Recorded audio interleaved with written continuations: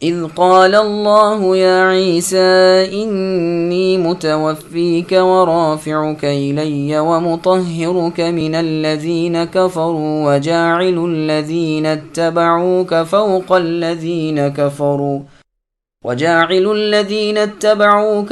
الذين كفروا إلى يوم القيامة ثم إلي مرجعكم فأحكم بينكم فيما كنتم فيه تختلفون فأما الذين كفروا فأعذبهم عذابا شديدا في الدنيا والآخرة وما لهم من ناصرين وأما الذين آمنوا وعملوا الصالحات فيوفيهم أجورهم والله لا يحب الظالمين ذلك نتلوه عليك من الآيات والذكر الحكيم۔ اور جب اللہ تعالیٰ نے فرمایا کہ اے عیسیٰ میں آپ کو پورا لینے والا ہوں اور آپ کو اپنی جانب اٹھانے والا ہوں اور آپ کو کافروں سے پاک کرنے والا ہوں اور آپ کے تابع داروں کو کافروں کے اوپر رکھنے والا ہوں قیامت کے دن تک، پھر تم سب کا لوٹنا میری ہی طرف ہے، میں ہی تمہارے آپس کے تمام تر اختلاف کا فیصلہ کر دوں گا۔ پس کافروں کو تو میں دنیا اور آخرت میں سخت تر عذاب کروں گا اور ان کا کوئی مددگار نہ ہوگا، لیکن ایمان والوں اور نیک اعمال والوں کو اللہ تعالیٰ ان کا ثواب پورا دیں گے۔ اللہ تعالیٰ ظالموں سے محبت نہیں کرتے۔ یہ جسے ہم اے نبی آپ کے سامنے پڑھ رہے ہیں آیات ہیں اور حکمت والی نصیحت ہے۔ سامعین، اب ان آیتوں کی تفسیر سماعت کیجیے۔ عیسیٰ علیہ السلام کا آسمانوں پر اٹھایا جانا۔ قتادہ رحمہ اللہ وغیرہ بعض مفسرین تو فرماتے ہیں مطلب یہ ہے کہ میں آپ کو اے عیسیٰ اپنی طرف اٹھا لوں گا، پھر اس کے بعد آپ کو فوت کروں گا۔ ابن عباس رضی اللہ عنہما فرماتے ہیں یعنی میں آپ کو مارنے والا ہوں۔ وہب ابن منبہ رحمہ اللہ فرماتے ہیں کہ اللہ تعالیٰ نے آپ کو اٹھاتے وقت شروع دن میں 3 ساعت تک فوت کر دیا تھا۔ ابن اسحاق رحمہ اللہ کہتے ہیں کہ نصارہ کا خیال ہے کہ اللہ تعالیٰ نے آپ کو 7 ساعت تک فوت رکھا پھر زندہ کیا۔ وہب فرماتے ہیں کہ 3 دن تک موت رہی پھر زندہ کر کے اٹھا لیا۔ مطر وراق فرماتے ہیں یعنی میں آپ کو دنیا میں پورا دینے والا ہوں۔ یہاں وفات موت مراد نہیں۔ اسی طرح ابن جریر فرماتے ہیں توفی سے یہاں مراد ان کا رفع ہے یعنی اٹھا لیا جانا، اور اکثر مفسرین کا قول ہے کہ وفات سے مراد یہاں نیند ہے، جیسے اور جگہ قرآن حکیم میں ہے هو الذی یتوفاکم باللیل، وہ اللہ ہی تو ہے جو تم کو رات کو فوت کر دیتے ہیں یعنی سلا دیتے ہیں۔ اور جگہ اللہ کا فرمان ہے اللہ یتوفی الانفس حین موتها والتی لم تمت فی منامها، یعنی اللہ تعالیٰ جانوں کو فوت کرتے ہیں ان کی موت کے وقت، اور جو نہیں مرتی انہیں ان کی نیند کے وقت۔ رسول اللہ صلی اللہ علیہ وسلم جب نیند سے بیدار ہوتے تو فرماتے الحمدللہ الذی احیانا بعدما اماتنا، یعنی اللہ کا شکر اور تعریف ہے کہ جنہوں نے ہمیں مار ڈالنے کے بعد پھر زندہ کر دیا۔ یہ حدیث بخاری اور مسلم کی ہے۔ اور جگہ فرمان باری ہے وَبِكُفْرِهِمْ سے شہیدن تک پڑھو، جہاں فرمایا گیا ہے کہ ان کے کفر کی وجہ سے اور مریم علیہ السلام پر بہتان عظیم باندھ لینے کی بنا پر، اور اس باعث کہ وہ کہتے ہیں کہ ہم نے مسیح علیہ السلام اللہ کے رسول کو قتل کر دیا، حالانکہ نہ قتل کیا اور نہ صلیب دی ہے، لیکن ان کے لیے شبہ ڈال دیا گیا۔ موتی کی ضمیر کا مرجع عیسیٰ علیہ السلام ہے، یعنی تمام اہل کتاب عیسیٰ علیہ السلام پر ایمان لائیں گے جبکہ وہ قیامت سے پہلے زمین پر اتریں گے۔ اس کا تفصیلی بیان عن قریب آ رہا ہے انشاءاللہ تعالی۔ پس اس وقت تمام اہل کتاب ان پر ایمان لائیں گے، کیونکہ نہ وہ جزیہ لیں گے نہ سوائے اسلام کی اور کوئی بات قبول کریں گے۔ پھر آگے اللہ فرماتے ہیں میں آپ کو اے عیسیٰ اپنی طرف اٹھا کر کافروں سے پاک کرنے والا ہوں اور آپ کے تابع داروں کو کافروں پر غالب رکھنے والا ہوں قیامت تک۔ چنانچہ ایسا ہی ہوا۔ جب اللہ تعالیٰ نے عیسیٰ علیہ السلام کو آسمان پر چڑھا لیا تو ان کے بعد ان کے ساتھیوں کے کئی فریق ہو گئے۔ ایک فرقہ تو آپ کی بعثت پر ایمان رکھنے والا تھا کہ آپ اللہ کے بندے اور اللہ کے رسول ہیں اور اللہ کی ایک بندی کے لڑکے ہیں۔ بعض وہ تھے جنہوں نے غلو سے کام لیا اور بڑھ گئے اور آپ کو اللہ کا بیٹا کہنے لگے، اوروں نے آپ کو اللہ کہا، دوسروں نے 3 میں کا ایک آپ کو بتلایا۔ اللہ تعالیٰ ان کے عقائد کا ذکر قرآن مجید میں فرماتے ہیں، پھر ان کی تردید بھی کر دی ہے۔ 300 سال تک تو یہ اسی طرح رہے۔ پھر یونان کے بادشاہوں میں سے ایک بادشاہ جو بڑا فیلسوف تھا، جس کا نام قسطنطین تھا، کہا جاتا ہے کہ صرف اس دین کو بگاڑنے کے لیے منافقانہ انداز حیلہ جوئی کے وہ اس دین میں داخل ہوا یا جہالت سے داخل ہوا۔ بہر صورت اس نے دین مسیح علیہ السلام کو بالکل بدل ڈالا اور بڑی تحریف اور تغیر کی، اور کمی زیادتی بھی اس دین میں کر ڈالی۔ بہت سے قانون ایجاد کیے اور امانت کبریٰ بھی اسی کی ایجاد ہے، جو دراصل کمینہ پن کی خیانت ہے۔ اسی نے اپنے زمانے میں سور کو حلال کیا، اسی کے حکم سے عیسائی مشرق کی طرف نمازیں پڑھنے لگے، اسی نے گرجوں اور کلیساؤں میں عبادت خانوں اور خانقاہوں میں تصویریں بنوائیں اور اپنے ایک گناہ کے باعث 10 روزے روزوں میں بڑھوا دیے۔ غرض اس کے زمانے سے دین مسیح مسیحی دین نہ رہا بلکہ دین قسطنطین ہو گیا۔ اس نے ظاہری رونق تو خوب دی، 12,000 سے زائد تو عبادت گاہیں بنوا دیں اور ایک شہر اپنے نام سے بسایا۔ ملکیہ گروہ نے اس کی تمام باتیں مان لیں، لیکن باوجود ان سب سیاہ کاریوں کے یہودی ان کے ہاتھ تلے رہے، اور دراصل نسبتاً حق سے زیادہ قریب یہی تھے۔ گو فی الواقع سارے کے سارے کفار تھے، اللہ کی ان پر پھٹکار ہو۔ اب جبکہ ہمارے نبی محمد مصطفیٰ صلی اللہ علیہ وسلم کو اللہ تعالیٰ نے اپنا برگزیدہ رسول بنا کر دنیا میں بھیجا، تو آپ پر جو لوگ ایمان لائے ان کا ایمان اللہ کی ذات پر بھی تھا، اللہ کے فرشتوں پر بھی تھا، اللہ کی کتابوں پر بھی تھا، اور اللہ کے تمام رسولوں پر بھی تھا۔ پس حقیقت میں نبیوں کے سچے تابع فرمان یہی لوگ تھے، یعنی امت محمد صلی اللہ علیہ وسلم، اس لیے کہ یہ نبی امی عربی خاتم الرسل سید اولاد آدم کے ماننے والے تھے، اور رسول اللہ کی تعلیم تمام حقانیت کو سچا ماننے کے لیے تھی۔ پس دراصل ہر نبی کے سچے تابع دار صحیح معنی میں امتی کہلانے کے مستحق یہی تھے، کیونکہ ان لوگوں نے جو اپنے تئیں عیسیٰ علیہ السلام کی امت کہتے تھے، دین عیسوی کو بالکل مسخ اور فسخ کر دیا تھا۔ علاوہ ازیں پیغمبر آخر الزمان محمد صلی اللہ علیہ وسلم کا دین بھی اور تمام اگلی شریعتوں کا ناسخ تھا، پھر محفوظ رہنے والا تھا، جس کا ایک شوشہ بھی قیامت تک بدلنے کا نہیں۔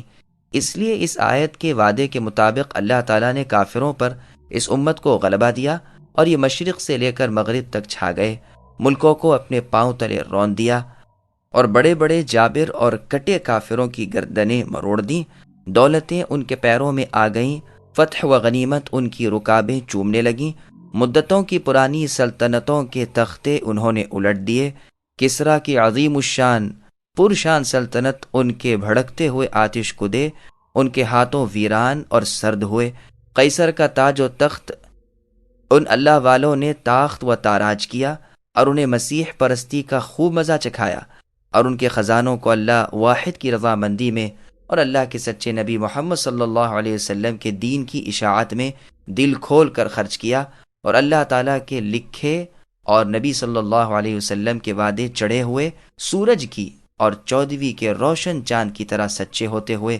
لوگوں نے دیکھ لیے۔ مسیح علیہ السلام کے نام کو بدنام کرنے والے، مسیح کے نام سے شیطانوں کو پوجنے والے، ان پاک باز اللہ پرستوں کے ہاتھوں مجبور ہو کر شام کے لہلہاتے ہوئے باغات اور آباد شہروں کو ان کے حوالے کر کے بے پناہ بھاگتے ہوئے روم یعنی ترکی میں جا بسے۔ پھر وہاں سے بھی یہ بے عزت کر کے نکالے گئے اور اپنے بادشاہ کے خاص شہر قسطنطینیہ میں پہنچے، لیکن پھر وہاں سے بھی ذلیل و خوار کر کے نکال دیے گئے، اور انشاءاللہ العزیز اسلام اور اہل اسلام قیامت تک ان کے اوپر ہی رہیں گے۔ سب سچوں کے سردار جن کی سچائی پر اللہ کی مہر لگ چکی ہے، یعنی محمد صلی اللہ علیہ وسلم خبر دے چکے ہیں، جو اٹل ہے، نہ کاٹے کٹے، نہ توڑے ٹوٹے، نہ ٹالے ٹلے، فرماتے ہیں کہ آپ کی امت کا آخری گروہ قسطنطینیہ کو فتح کرے گا اور وہاں کے تمام خزانے اپنے قبضے میں کرے گا، اور رومیوں سے ان کی وہ گھمسان لڑائی ہوگی کہ اس کی نظیر سے دنیا خالی ہو۔ یہ روایت مسلم کی ہے۔ ہماری دعا ہے کہ ہر زمانے میں اللہ اس امت کے حامی و ناصر رہیں، اور روئے زمین کے کفار پر انہیں غالب رکھیں، اور انہیں سمجھ دیں کہ نہ یہ اللہ کے سوا کسی کی عبادت کریں، نہ محمد صلی اللہ علیہ وسلم کے سوا کسی کی اطاعت کریں۔ یہی اصل ہے اسلام کی، اور یہی گرہ عروج دنیاوی کا میں نے اس سب کو ایک علیحدہ کتاب میں جمع کر دیا ہے۔ آگے اللہ کے قول پر نظر ڈالیے کہ مسیح علیہ السلام کے ساتھ کفر کرنے والے یہود اور آپ کی شان میں بڑی چڑھی باتیں بنا کر بہکنے والے نصرانیوں کو قتل و قید کی، مال اور سلطنت کے تباہ ہو جانے کی سزا دی، اور آخرت کا عذاب وہیں دیکھ لینا جہاں نہ کوئی بچا سکے نہ مدد کر سکے، اور ان کے برخلاف ایمانداروں کو پورا اجر اللہ تعالیٰ عطا فرمائیں گے۔ دنیا میں بھی فتح اور نصرت، عزت و حرمت عطا ہوگی، اور عقبہ یعنی آخرت میں انجام کار کے اعتبار سے بھی خاص رحمتیں اور نعمتیں ملیں گی۔ اللہ تعالیٰ ظالموں کو ناپسند رکھتے ہیں۔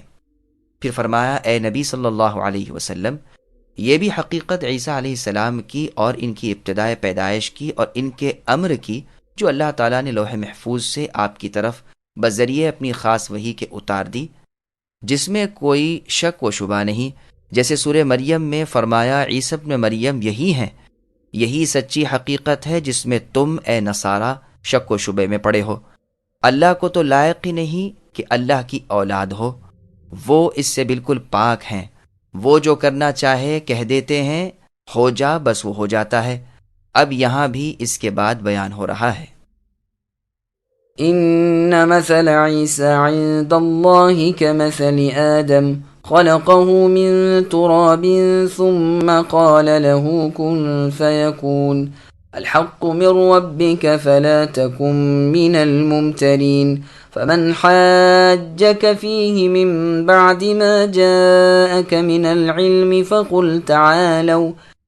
فقل تعالوا ندع أبناءنا وأبناءكم ونساءنا ونساءكم وأنفسنا وأنفسكم ثم نبتهل فنجعل لعنة الله على الكاذبين إن هذا لهو القصص الحق وما من إله إلا الله وَإِنَّ اللَّهَ لَهُوَ الْعَزِيزُ الْحَكِيمُ فَإِن تَوَلَّوْا فَإِنَّ اللَّهَ عَلِيمٌ بِالْمُفْسِدِينَ۔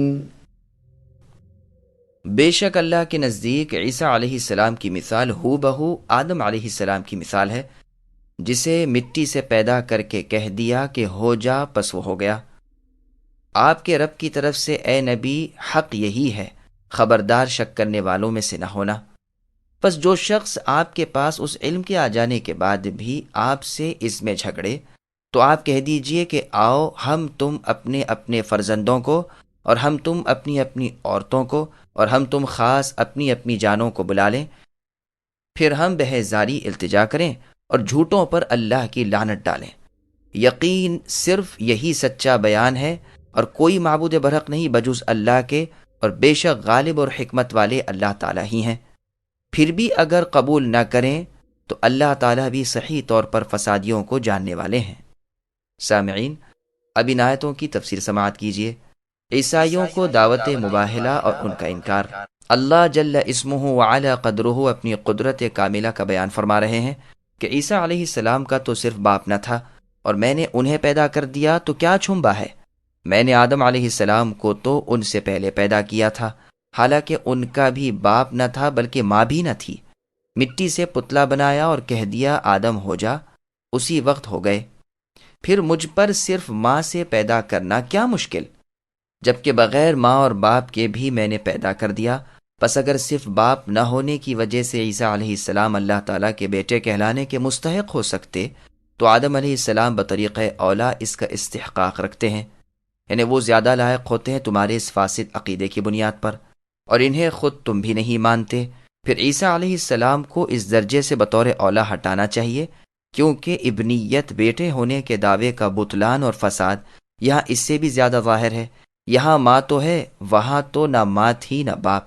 یہ سب کچھ اللہ تعالیٰ جل جلالہ کی کامل قدرتوں کا ظہور ہے کہ آدم علیہ السلام کو بغیر مرد و عورت کے پیدا کیا، اور حوا کو صرف مرد سے بغیر عورت کے پیدا کیا، اور عیسیٰ علیہ السلام کو صرف عورت سے بغیر مرد کے پیدا کر دیا، اور باقی مخلوق کو مرد و عورت سے پیدا کیا۔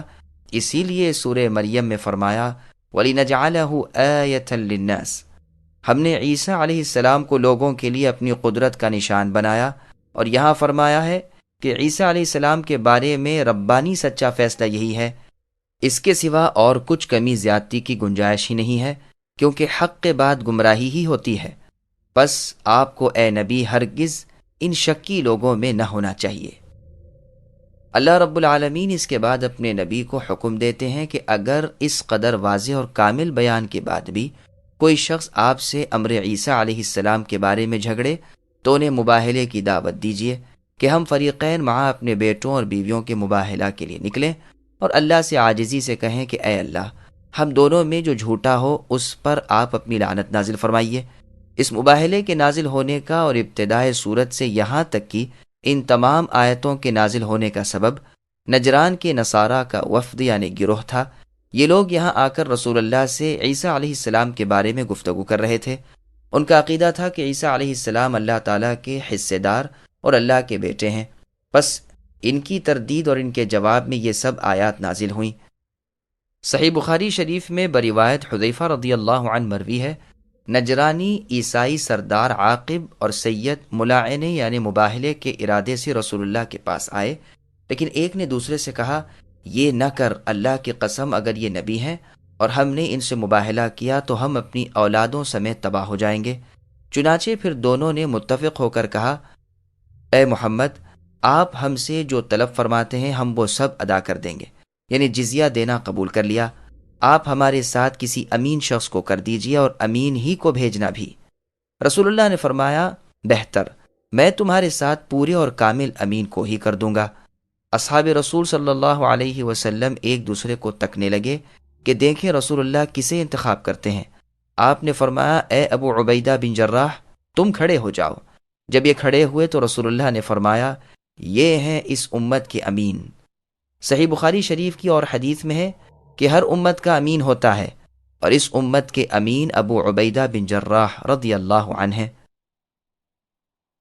مسند احمد میں ابن عباس رضی اللہ عنہما سے مروی ہے کہ ابو جہل ملعون نے کہا، اگر میں محمد صلی اللہ علیہ وسلم کو کعبے میں نماز پڑھتے دیکھ لوں گا تو ان کی گردن کچل دوں گا۔ فرماتے ہیں کہ رسول اللہ نے فرمایا، اگر وہ یعنی ابو جہل ایسا کرتا تو سب کے سب دیکھتے کہ فرشتے اسے دبوچ لیتے۔ اور یہودیوں سے جب قرآن نے کہا تھا کہ آؤ جھوٹوں کے لیے موت مانگو، اگر وہ مانگتے تو یقیناً سب کے سب مر جاتے اور اپنی جگہ جہنم کی آگ میں دیکھ لیتے۔ اور جب نصرانیوں کو مباہلے کی دعوت دی گئی تھی، اگر وہ رسول اللہ کے مقابلے میں مباہلے کے لیے نکلتے تو لوٹ کر اپنے مالوں کو اور اپنے بال بچوں کو نہ پاتے۔ صحیح بخاری، ترمذی اور نسائی میں بھی یہ حدیث ہے۔ امام ترمذی اسے حسن صحیح کہتے ہیں۔ امام زہری فرماتے ہیں کہ سب سے پہلے جزیہ انہی اہل نجران نے رسول اللہ کو ادا کیا، اور جزیے کی آیت فتح مکہ کے بعد اتری ہے جو یہ ہے، قاتل الذین لا یؤمنون باللہ ولا بالیوم الآخر ولا یحرمون ما حرم اللہ الآیات۔ اس آیت میں اہل کتاب سے جزیہ لینے کا حکم ہوا ہے۔ پھر آگے اللہ تعالیٰ کا ارشاد ہے کہ یہ جو ہم نے شان عیسیٰ بیان فرمائی ہے حق اور سچ ہے، اس میں بال برابر کمی زیادتی نہیں۔ اللہ تعالیٰ قابل عبادت ہیں، کوئی اور نہیں، اور وہی اللہ غلبے والے اور حکمت والے ہیں۔ اب بھی اگر یہ منہ پھیر لیں اور دوسری باتوں میں پڑیں تو اللہ تعالیٰ بھی ایسے باطل پسندوں کو اور مفسدوں کو بخوبی جانتے ہیں، انہیں بدترین سزا دیں گے۔ اللہ میں پوری قدرت ہے، کوئی اللہ سے نہ بھاگ سکے نہ اللہ کا مقابلہ کر سکے۔ وہ اللہ پاک ہے اور تعریفوں والے ہیں۔ ہم اللہ کے عذابوں سے اللہ ہی کی پناہ چاہتے ہیں۔ قل يا أهل الكتاب تعالوا إلى كلمة سواء بيننا وبينكم ألا نعبد إلا الله ولا نشرك به شيئا ولا يتخذ بعضنا بعضا أربابا من دون الله فَإِن تَوَلَّوْا فَقُولُوا اشْهَدُوا بِأَنَّا مُسْلِمُونَ۔ اے نبی کہہ دیجئے کہ اے اہل کتاب، ایسی انصاف والی بات کی طرف آؤ جو ہم میں تم میں برابر ہے کہ ہم اللہ کے سوا کسی کی عبادت نہ کریں، نہ اللہ کے ساتھ کسی کو شریک بنائیں، نہ اللہ کو چھوڑ کر آپس میں ایک دوسرے کو ہی رب بنائیں۔ پس اگر وہ منہ پھیر لیں تو آپ کہہ دیجئے کہ گواہ رہو ہم تو مسلمان ہیں۔ سامعین اب اس آیت کی تفسیر سماعت کیجیے۔ عیسائیوں کو دعوت توحید۔ یہودیوں، نصرانیوں اور انہی جیسے لوگوں سے یہاں خطاب ہو رہا ہے۔ کلمے کا اطلاق مفید جملے پر ہوتا ہے، جیسے یہاں کلمہ کہہ کر پھر سواء کے ساتھ اس کا وصف بیان کیا گیا۔ سواء کے معنی عدل و انصاف والا، جس میں ہم تم برابر ہیں۔ پھر اس کی تفسیر کی کہ وہ بات یہ ہے کہ ایک اللہ کی عبادت کریں اور اللہ کے ساتھ نہ کسی بت کو پوجیں، نہ صلیب کو، نہ تصویر کو، نہ اللہ کے سوا کسی اور کو، نہ آگ کو، نہ کسی چیز کو، بلکہ تنہا اللہ اکیلے کو جن کا کوئی شریک نہیں ہے، انہی کی عبادت کریں۔ یہی دعوت تمام انبیاء کرام علیہم السلام کی تھی، جیسے فرمان ہے وَمَا أَرْسَلْنَا مِن قَبْلِكَ مِن رَّسُولٍ إِلَّا نُوحِي إِلَيْهِ أَنَّهُ لَا إِلَٰهَ إِلَّا أَنَا فَاعْبُدُونِ، یعنی آپ سے پہلے اے نبی جس رسول کو ہم نے بھیجا سب کی طرف یہی وحی کی کہ میرے سوا کوئی عبادت کے لائق نہیں، بس تم سب میری ہی عبادت کیا کرو۔ اور جگہ اللہ کا ارشاد ہے وَلَقَدْ بَعَثْنَا فِي كُلِّ أُمَّةٍ رَّسُولًا أَنِ اعْبُدُوا اللَّهَ وَاجْتَنِبُوا الطَّاغُوتَ، یعنی ہر امت میں رسول بھیج کر ہم نے یہ منادی کرا دی کہ اللہ کی عبادت کرو اور اللہ کے سوا سب سے بچو۔ پھر فرماتے ہیں کہ آپس میں بھی ہم اللہ کو چھوڑ کر ایک دوسرے کو رب نہ بنا لیں۔ ابن جریج رحمہ اللہ فرماتے ہیں یعنی اللہ کی نافرمانی میں ایک دوسرے کی اطاعت نہ کریں۔ عکرمہ فرماتے ہیں کسی کو سوائے اللہ کے سجدہ نہ کریں۔ پھر اگر یہ لوگ اس انصاف والی دعوت کو بھی قبول نہ کریں تو انہیں اپنی اطاعت گزاری پر گواہ بنا لیجئے۔ ہم نے بخاری کی شرح میں اس واقعے کا مفصل ذکر کر دیا ہے، جس میں ہے کہ ابو سفیان رضی اللہ عنہ جب دربار قیصر میں بلوائے گئے اور شاہ قیصر روم نے رسول اللہ کے نسب کا حال پوچھا تو انہیں باوجود کافر اور دشمن رسول ہونے کے آپ کی خاندانی شرافت کا اقرار کرنا پڑا اور اسی طرح ہر سوال کا صاف اور سچا جواب دیا۔ یہ واقعہ صلح حدیبیہ کے بعد کا اور فتح مکہ سے پہلے کا ہے۔ اسی باعث قیصر کے اس سوال کے جواب میں کہا کیا وہ یعنی نبی صلی اللہ علیہ وسلم بد عہدی کرتے ہیں؟ ابو سفیان نے کہا نہیں کرتے، لیکن اب ایک معاہدہ ہمارے اور ان سے ہوا ہے، نہ جانے اس میں وہ کیا کریں۔ یہاں صرف یہ مقصد ہے کہ ان تمام باتوں کے بعد رسول اللہ کا نام مبارک پیش کیا جاتا ہے، جس میں بسم اللہ الرحمن الرحیم کے بعد یہ لکھا ہوتا ہے کہ یہ خط محمد صلی اللہ علیہ وسلم کی طرف سے ہے جو اللہ کے رسول ہیں، ہرقل کی طرف جو روم کا بادشاہ ہے، اللہ کی طرف سے سلام ہو اسے جو ہدایت کا متبع ہے۔ اس کے بعد اسلام قبول کر سلامت رہے گا، اسلام قبول کر اللہ تجھے دوہرا اجر دیں گے، اور اگر تو نے منہ موڑا تو تمام رئیسوں کے گناہوں کا بوجھ تجھ پر رہے گا۔ پھر یہی آیت لکھی تھی۔ یہ روایت صحیح بخاری میں تفصیل کے ساتھ مروی ہے۔ امام محمد بن اسحاق وغیرہ نے لکھا ہے کہ اس سورت یعنی سورہ آل عمران کی شروع سے لے کر 80 سے کچھ اوپر تک آیات وفد نجران کے بارے میں نازل ہوئی ہیں۔ امام زہری رحمہ اللہ فرماتے ہیں سب سے پہلے جزیہ انہی لوگوں نے ادا کیا ہے، اور اس میں مطلقاً خلاف نہیں ہے کہ آیت جزیہ فتح مکہ کے بعد اتری ہے۔ پس یہ اعتراض پڑتا ہے کہ جب یہ آیت فتح مکہ کے بعد نازل ہوئی ہے، پھر فتح سے پہلے رسول اللہ نے اپنے خط میں ہرقل کو یہ آیت کیسے لکھی؟ اس کا جواب کئی طرح سے ہو سکتا ہے۔ ایک تو یہ کہ ممکن ہے یہ آیت 2 مرتبہ اتری ہو، حدیبیہ سے پہلے اور فتح مکہ کے بعد۔ دوسرا جواب یہ ہے کہ ممکن ہے وفد نجران کے بارے میں شروع صورت سے لے کر اس آیت تک اتری ہو اور یہ آیت اس سے پہلے اتر چکی ہو۔ اس صورت میں ابن اسحاق کا یہ فرمانا کہ اسی کے اوپر کچھ آیات اسی وفد کے بارے میں اتری ہیں یہ محفوظ نہ ہو، کیونکہ ابو سفیان والا واقعہ سراسر اس کے خلاف ہے۔ تیسرا جواب یہ ہے کہ ممکن ہے کہ وفد نجران حدیبیہ سے پہلے آیا ہو اور انہوں نے جو کچھ دینا منظور کیا ہو یہ صرف مباہلے سے بچنے کے لیے بطور مصالحت کے دیا ہو، نہ کہ جزیہ دیا ہو، اور یہ اتفاق کی بات ہو کہ آیت جزیہ اس واقعے کے بعد اتری، جس سے اس کا اتفاق الحاق ہو گیا۔ جیسے کہ عبداللہ بن جحش رضی اللہ عنہ نے بدر سے پہلے کے غزوے میں مال غنیمت کو 5 حصوں میں تقسیم کیا اور 5واں حصہ باقی رکھ کر اور دوسرے حصے لشکر میں تقسیم کر دیے۔ پھر اس کے بعد مال غنیمت کی آیات بھی اسی کے مطابق اتری اور یہی حکم ہوا۔ چوتھا جواب یہ ہے کہ احتمال ہے کہ رسول اللہ نے اپنے خط میں جو ہرقل کو بھیجا اس میں یہ بات اسی طرح بطور خود لکھی ہو، پھر رسول اللہ کے الفاظ ہی میں وحی بھی نازل ہوئی ہو، جیسے کہ عمر بن الخطاب رضی اللہ عنہ کے پردے کے حکم کے بارے میں اسی طرح آیت اتری اور بدری قیدیوں کے بارے میں انہی کی موافقت میں فرمان باری تعالی نازل ہوا، اور منافقوں کا جنازہ نہ پڑھنے کی بابت بھی انہی کی بات قائم رکھی گئی، اور مقام ابراہیم کو مصلی بنانے کی بابت بھی اسی طرح وحی نازل ہوئی۔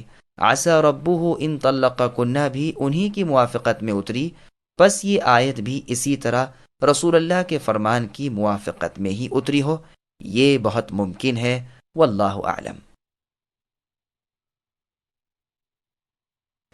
يا أهل الكتاب لم تحاجون في إبراهيم وما أنزلت التوراة والإنجيل إلا من بعده أفلا تعقلون ها أنتم هؤلاء حاججتم فيما لكم به علم فلم تحاجون فيما ليس لكم به علم والله يعلم وأنتم لا تعلمون ما كان إبراهيم يهوديا ولا نصرانيا ولكن كان حنيفا مسلما وما كان من المشركين إن أولى الناس بإبراهيم للذين اتبعوه وهذا النبي والذين آمنوا واللہ ولی المؤمنین۔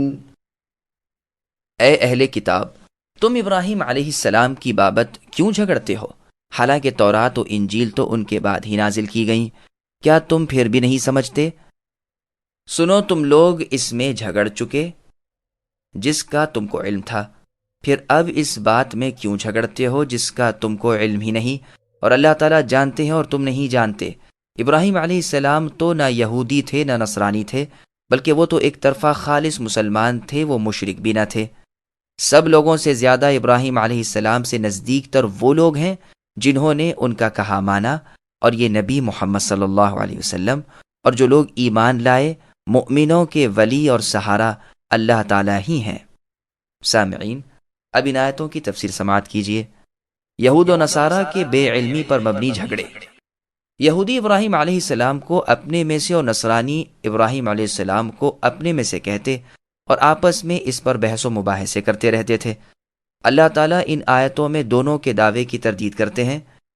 اللہ مخاطب ہو کر یہود و نصارہ سے کہہ رہے ہیں کہ تم خلیل اللہ ابراہیم علیہ السلام کو اپنے میں سے کیسے بتاتے ہو، حالانکہ ان کے زمانے میں نہ موسیٰ علیہ السلام تھے نہ تورات۔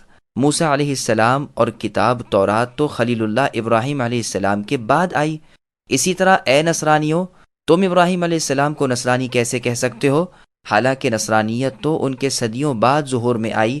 کیا تم اتنی موٹی بات سمجھنے کی عقل بھی نہیں رکھتے؟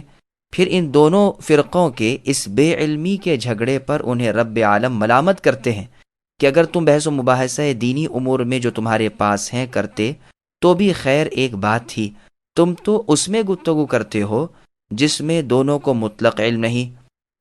تم کو چاہیے کہ جس چیز کا علم نہ ہو اسے جاننے والے خبردار اللہ کے حوالے کرتے، جو ہر چیز کی حقیقت کو جانتے ہیں اور چھپی کھلی تمام چیزوں کا علم رکھتے ہیں۔ اسی لیے فرمایا اللہ تعالیٰ جانتے ہیں اور تم محض بے خبر ہو۔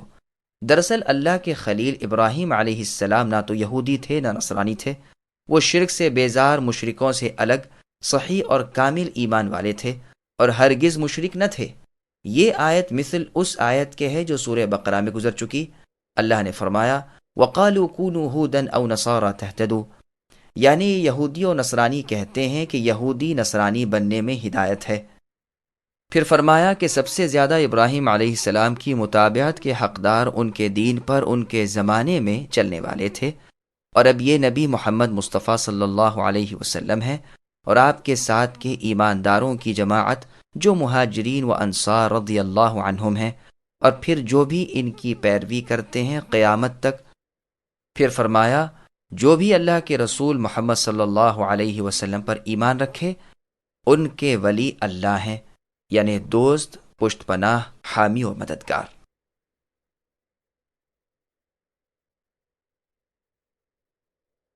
وَدَّت طَّائِفَةٌ مِّنْ أَهْلِ الْكِتَابِ لَوْ يُضِلُّونَكُمْ وَمَا يُضِلُّونَ إِلَّا أَنفُسَهُمْ وَمَا يَشْعُرُونَ يا أهل الكتاب لم تكفرون بآيات الله وأنتم تشهدون يا أهل الكتاب لم تلبسون الحق بالباطل وتكتمون الحق وأنتم تعلمون وقالت طائفة من أهل الكتاب آمنوا بالذي أنزل على الذين آمنوا وجه النهار آمنوا بالذي أنزل على الذين آمنوا وجه النهار واكفروا آخره لعلهم يرجعون ولا تؤمنوا إلا لمن تبع دينكم قل إن الهدى هدى الله أن يؤتى أحد مثل ما أوتيتم أو يحاجوكم أن يؤتى أحد مثل ما أوتيتم أو يحاجوكم عند ربكم قل إن الفضل بيد الله يؤتيه من يشاء والله واسع عليم يختص برحمته من يشاء والله ذو الفضل العظيم۔ اہل کتاب کی ایک جماعت کی چاہت ہے کہ تم کو اے مسلمانوں گمراہ کر دیں، دراصل وہ خود اپنے تئیں گمراہ کر رہے ہیں اور سمجھتے نہیں۔ اے اہل کتاب، تم باوجود قائل ہونے کے پھر بھی دانستہ یعنی جان بوجھ کر کیوں کفر کر رہے ہو؟ اے اہل کتاب، باوجود جاننے کے حق و باطل کو کیوں خلط ملط کر رہے ہو اور کیوں حق کو چھپا رہے ہو؟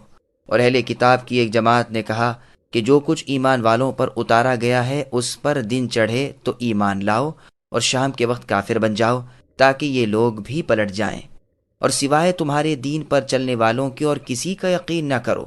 تو اے نبی آپ کہہ دیجئے کہ بے شک ہدایت تو اللہ ہی کی ہدایت ہے، اور یہ بھی کہتے ہیں کہ اس بات کا بھی یقین نہ کرو کہ کوئی اس جیسا دیا جائے جو تم دیے گئے ہو، یا تم سے تمہارے رب کے پاس جھگڑا کریں گے۔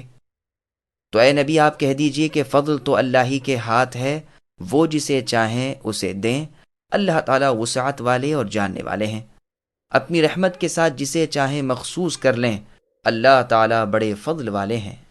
سامعین، اب ان آیتوں کی تفسیر سماعت کیجیے۔ یہودیوں کی بری خصلتوں کا تذکرہ یہاں بیان ہو رہا ہے کہ ان یہودیوں کے حسد کو دیکھو کہ مسلمانوں سے کیسے کچھ جل کھڑ رہے ہیں، انہیں بہکانے کی کیا کیا پوشیدہ ترکیبیں کرتے ہیں، کیسے کیسے مکر و فریب کے جال بچھاتے ہیں، حالانکہ دراصل ان تمام چیزوں کا وبال خود ان کی جانوں پر ہے، لیکن انہیں اس کا بھی شعور نہیں۔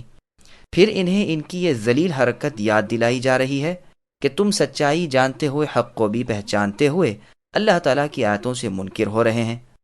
باوجود علم کے یہ بد خصلت بھی ان میں ہے کہ حق و باطل کو ملا دیتے ہیں، اور ان کی کتابوں میں جو صفتیں رسول اللہ صلی اللہ علیہ وسلم کی ہیں انہیں چھپا لیتے ہیں۔ بہکانے کی جو صورتیں گھڑتے ہیں ان میں سے ایک کا بیان ہو رہا ہے کہ آپس میں مشورہ کرتے ہیں کہ صبح جا کر ایمان لے آؤ، مسلمانوں کے ساتھ نمازیں پڑھو اور شام کو پھر مرتد بن جاؤ، تاکہ جاہل لوگوں کے دل میں بھی خیال گزرے کہ آخر یہ لوگ جو پلٹ گئے تو ظاہر ہے کہ انہوں نے اس دین میں نقصان یا برائی ہی دیکھی ہوگی، تو کیا عجب کہ ان میں سے کوئی ہماری طرف لوٹ آئے۔ غرض یہ ایک حیلہ جوئی تھی کہ شاید ان سے کمزور ایمان والا لوٹ جائے کہ یہ جاننے بوجھنے والے لوگ جب اس دین میں آئے، نمازیں پڑھیں، پھر جو اسے چھوڑ دیا تو ضرور یہاں کوئی خرابی و نقصان دیکھا ہوگا۔ یہ لوگ کہتے تھے کہ بھروسہ اپنے والوں ہی پر کرو، مسلمانوں پر نہ کرو، نہ اپنے بھید ان پر ظاہر ہونے دو، نہ اپنی کتاب کی باتیں ان پر کھولو جس سے یہ ان پر ایمان لائیں اور اللہ کے ہاں بھی ان کے لیے ہم پر حجت بن جائیں۔ تو اللہ تعالیٰ فرماتے ہیں کہ آپ اے نبی کہہ دیجئے کہ ہدایت تو اللہ ہی کے ہاتھ ہے، وہ مؤمنوں کے دلوں کو ہر اس چیز پر ایمان لانے کے لیے آمادہ کر دیتے ہیں جسے اللہ تعالیٰ نے نازل فرمایا ہو، انہیں ان دلائل پر کامل ایمان نصیب ہوتا ہے۔ گو تم نبی امی محمد صلی اللہ علیہ وسلم کی صفتیں چھپاتے پھرو، پھر بھی خوش قسمت لوگ تو رسول اللہ کی نبوت کے ظاہر نشان بیک نگاہ پہچان لیں گے۔ اسی طرح وہ کہتے تھے کہ تمہارے پاس جو علم ہے اسے مسلمانوں پر ظاہر نہ کرو کہ وہ اسے سیکھ کر تم جیسے ہو جائیں، بلکہ اپنی ایمانی قوت کی وجہ سے تم سے بڑھ جائیں، یا اللہ تعالیٰ کے سامنے ان کی حجت و دلیل قائم ہو جائے، یعنی خود تمہاری کتابوں سے وہ تم کو الزام نہ دینے لگیں اور تم ہی پر تمہاری ہی دلیلیں نہ قائم کرنے لگیں۔ اللہ تعالیٰ فرماتے ہیں کہ تم کہہ دو فضل تو اللہ تعالیٰ کے ہاتھ ہے، جسے چاہے دیں، سب کام اللہ ہی کے قبضے میں ہیں، وہی دینے لینے والے ہیں، جسے چاہیں ایمان، عمل اور علم و فضل کی دولت سے مالا مال کر دیں، اور جسے چاہیں راہ حق سے اندھا اور کلمہ اسلام سے بہرا اور صحیح سمجھ سے محروم کر دیں۔ اللہ کے سب کام حکمت سے ہی ہوتے ہیں، وہ وسعت و علم والے ہیں، جسے چاہیں اپنی رحمت کے ساتھ خاص کر دیں، وہ بڑی فضل والے ہیں۔ اے مسلمانوں، بے حد و بے پایاں احسانات اللہ نے تم پر کیے ہیں۔ تمہارے نبی محمد صلی اللہ علیہ وسلم کو تمام انبیاء پر فضیلت دی، اور بہت ہی کامل اور ہر حیثیت سے پوری شریعت اللہ نے تم کو دی ہے۔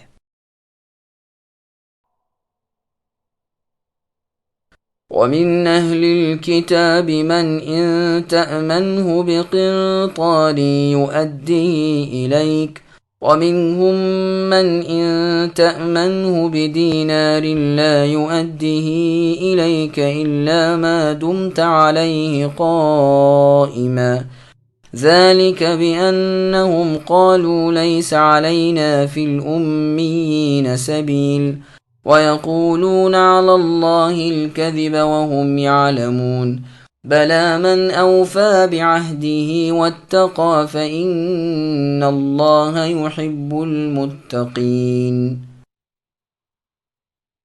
اور بعض اہل کتاب تو ایسے ہیں کہ اگر انہیں آپ خزانے کا امین بنا دیں تو بھی وہ آپ کو واپس کر دیں، اور ان میں سے بعض ایسے بھی ہیں کہ اگر آپ انہیں 1 دینار بھی امانت دیں تو آپ کو ادا نہ کریں۔ ہاں، یہ اور بات ہے کہ آپ اس کے سر پر ہی کھڑے رہیں، یا اس لیے کہ انہوں نے کہہ رکھا ہے کہ ہم پر ان جاہلوں کے حق کا کوئی گناہ نہیں۔ یہ لوگ باوجود جاننے کہ اللہ تعالیٰ پر جھوٹ کہتے ہیں۔ ہاں، مواخذہ ہوگا، البتہ جو شخص اپنا اقرار پورا کرے اور پرہیزگاری کرے تو اللہ تعالیٰ بھی ایسے پرہیزگاروں کو دوست رکھتے ہیں۔ سامعین، اب ان آیتوں کی تفسیر سماعت کیجیے۔ اکثر یہودی خائن یعنی خیانت کرنے والے ہیں، جبکہ بعض امانت دار ہیں۔ اللہ تعالیٰ مومنوں کو یہودیوں کی خیانت پر تنبیہ کرتے ہیں کہ ان کے دھوکے میں نہ آ جائیں۔ ان میں بعض تو امانت دار ہیں اور بعض بڑے خائن ہیں۔ بعض تو ایسے ہیں کہ خزانے کا خزانہ ان کی امانت میں ہو تو جوں کا توں حوالے کر دیں گے، پھر چھوٹی موٹی چیز میں وہ بد دیانتی کیسے کریں گے، اور بعض ایسے بد دیانت ہیں کہ 1 دینار بھی واپس نہ دیں۔ ہاں، اگر ان کے سر ہو جاؤ، تقاضا برابر جاری رکھو اور حق طلب کرتے رہو تو شاید امانت نکل بھی آئے، ورنہ ہضم ہی کر جائیں۔ جب 1 دینار پر یہ بد دیانتی ہے تو بڑی رقم کو کیوں چھوڑنے لگیں؟ لفظ قنطار کی پوری تفسیر سورہ کے اول میں ہی بیان ہو چکی ہے، اور دینار تو مشہور ہی ہے۔ ابن ابی حاتم میں ہے کہ مالک ابن دینار رحمہ اللہ کا قول مروی ہے کہ دینار کو اس لیے دینار کہتے ہیں کہ وہ دین یعنی ایمان بھی ہے اور نار یعنی آگ بھی ہے۔ مطلب یہ ہے کہ حق کے ساتھ لو تو دین، ناحق لو تو نار یعنی آتش دوزخ۔ اس موقع پر اس حدیث کا بیان کرنا بھی مناسب معلوم ہوتا ہے جو صحیح بخاری شریف میں کئی جگہ ہے اور کتاب الکفالہ میں بہت پوری ہے۔ رسول اللہ صلی اللہ علیہ وسلم نے فرمایا، بنی اسرائیل میں ایک شخص تھا جس نے کسی اور شخص سے 1000 دینار قرض مانگے۔ اس نے کہا گواہ لاؤ، کہا اللہ تعالیٰ کی گواہی کافی ہے۔ اس نے کہا ضامن لاؤ، اس نے کہا میں ضمانت بھی اللہ تعالیٰ ہی کی دیتا ہوں۔ وہ اس پر راضی ہو گیا اور وقت ادائیگی مقرر کر کے رقم دے دی۔ وہ اپنے طریقے سفر میں نکل گیا۔ جب کام کاج سے فارغ ہو گیا تو دریا کنارے کسی جہاز کا انتظار کرنے لگا تاکہ جا کر اس کا قرض ادا کر دے، لیکن سواری نہ ملی تو اس نے ایک لکڑی لی اور اسے بیچ میں سے کھوکھلا کر کے اس میں 1000 دینار رکھ دیے اور ایک خط بھی اس کے نام رکھ دیا، پھر منہ بند کر کے اسے دریا میں ڈال دیا اور کہا، اے اللہ، آپ اچھی طرح جانتے ہیں کہ میں نے فلاں شخص سے 1000 دینار قرض لیے آپ کی شہادت پر اور آپ کی ضمانت پر، اور اس نے بھی اس پر خوش ہو کر مجھے دے دیے۔ اب میں نے ہر چند کشتی ڈھونڈی کہ جا کر اس کا حق مدت کے اندر ہی اندر دے دوں، لیکن نہ ملی، پس اب عاجز آ کر آپ پر بھروسہ کر کے میں اسے دریا میں ڈال دیتا ہوں۔ آپ اسے اس تک پہنچا دیجئے۔ یہ دعا کر کے لکڑی کو سمندر میں ڈال کر چل دیا۔ لکڑی پانی میں ڈوب گئی۔ یہ پھر بھی تلاش میں رہا کہ کوئی سواری ملے تو جائے اور اس کا حق ادا کر آئے۔ ادھر یہ قرض خواہ شخص دریا کے کنارے آیا کہ شاید وہ مقروض کسی کشتی میں اس کی رقم لے کر آ رہا ہو۔ جب دیکھا کہ کشتی کوئی نہیں آئی اور جانے لگا تو ایک لکڑی کنارے پر پڑی ہوئی تھی۔ یہ سمجھ کر لے لی کہ جلانے کے کام آئے گی۔ گھر جا کر اسے چیرا تو مال اور خط نکل پڑا۔ کچھ دنوں بعد قرض لینے والا شخص آیا اور کہا اللہ تعالیٰ جانتے ہیں کہ میں نے ہر چند کوشش کی کہ سواری ملے تو آپ کے پاس آؤں اور مدت گزرنے سے پہلے ہی آپ کا قرض ادا کر دوں گا، لیکن کوئی سواری نہ ملی، اس لیے دیر لگ گئی۔ اس نے کہا تم نے جو رقم بھیجی تھی وہ اللہ تعالیٰ نے مجھے پہنچا دی ہے، تم اب اپنی یہ رقم واپس لے جاؤ اور راضی خوشی لوٹ جاؤ۔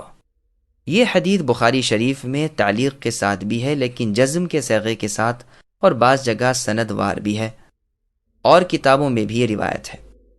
پھر آگے اللہ فرماتے ہیں کہ امانت میں خیانت کرنے پر، حقدار کے حق کو ادا نہ کرنے پر آمادہ کرنے والی چیز، ان کا یہ غلط خیال ہے کہ ان بددینوں اور ان پڑھوں کا مال کھا جانے میں ہمیں کوئی حرج نہیں، ہم پر یہ مال حلال ہے، جس پر اللہ تعالیٰ فرماتے ہیں کہ یہ اللہ تعالیٰ پر جھوٹ ہے، اور اس بات کا علم خود انہیں بھی ہے، کیونکہ ان کی کتابوں میں بھی ناحق مال کو اللہ تعالیٰ نے حرام قرار دیا ہے، لیکن یہ بیوقوف خود اپنی منمانی اور دل بھاتی باتیں گھڑ کر شریعت کے رنگ میں انہیں رنگ لیتے ہیں۔ پھر ارشاد ہوتا ہے کہ لیکن جو شخص اپنے عہد کو پورا کرے اور ڈرتا رہے، اہل کتاب ہو کر پھر اپنی کتاب کی ہدایت کے مطابق رسول اللہ پر ایمان لائے، جو عہد تمام انبیاء سے بھی ہو چکا ہے اور جس عہد کی پابندی ان کی امتوں پر بھی لازم ہے، پھر اللہ تعالیٰ کی حرام کردہ چیزوں سے اجتناب کرے، اللہ کی شریعت کی اطاعت کرے، رسولوں کے خاتم اور انبیاء کے سردار محمد صلی اللہ علیہ وسلم کی پوری تابعداری کرے، وہ متقی ہے، اور متقی اللہ تعالیٰ کے دوست ہیں، اور ایسوں سے اللہ تعالیٰ محبت کرتے ہیں۔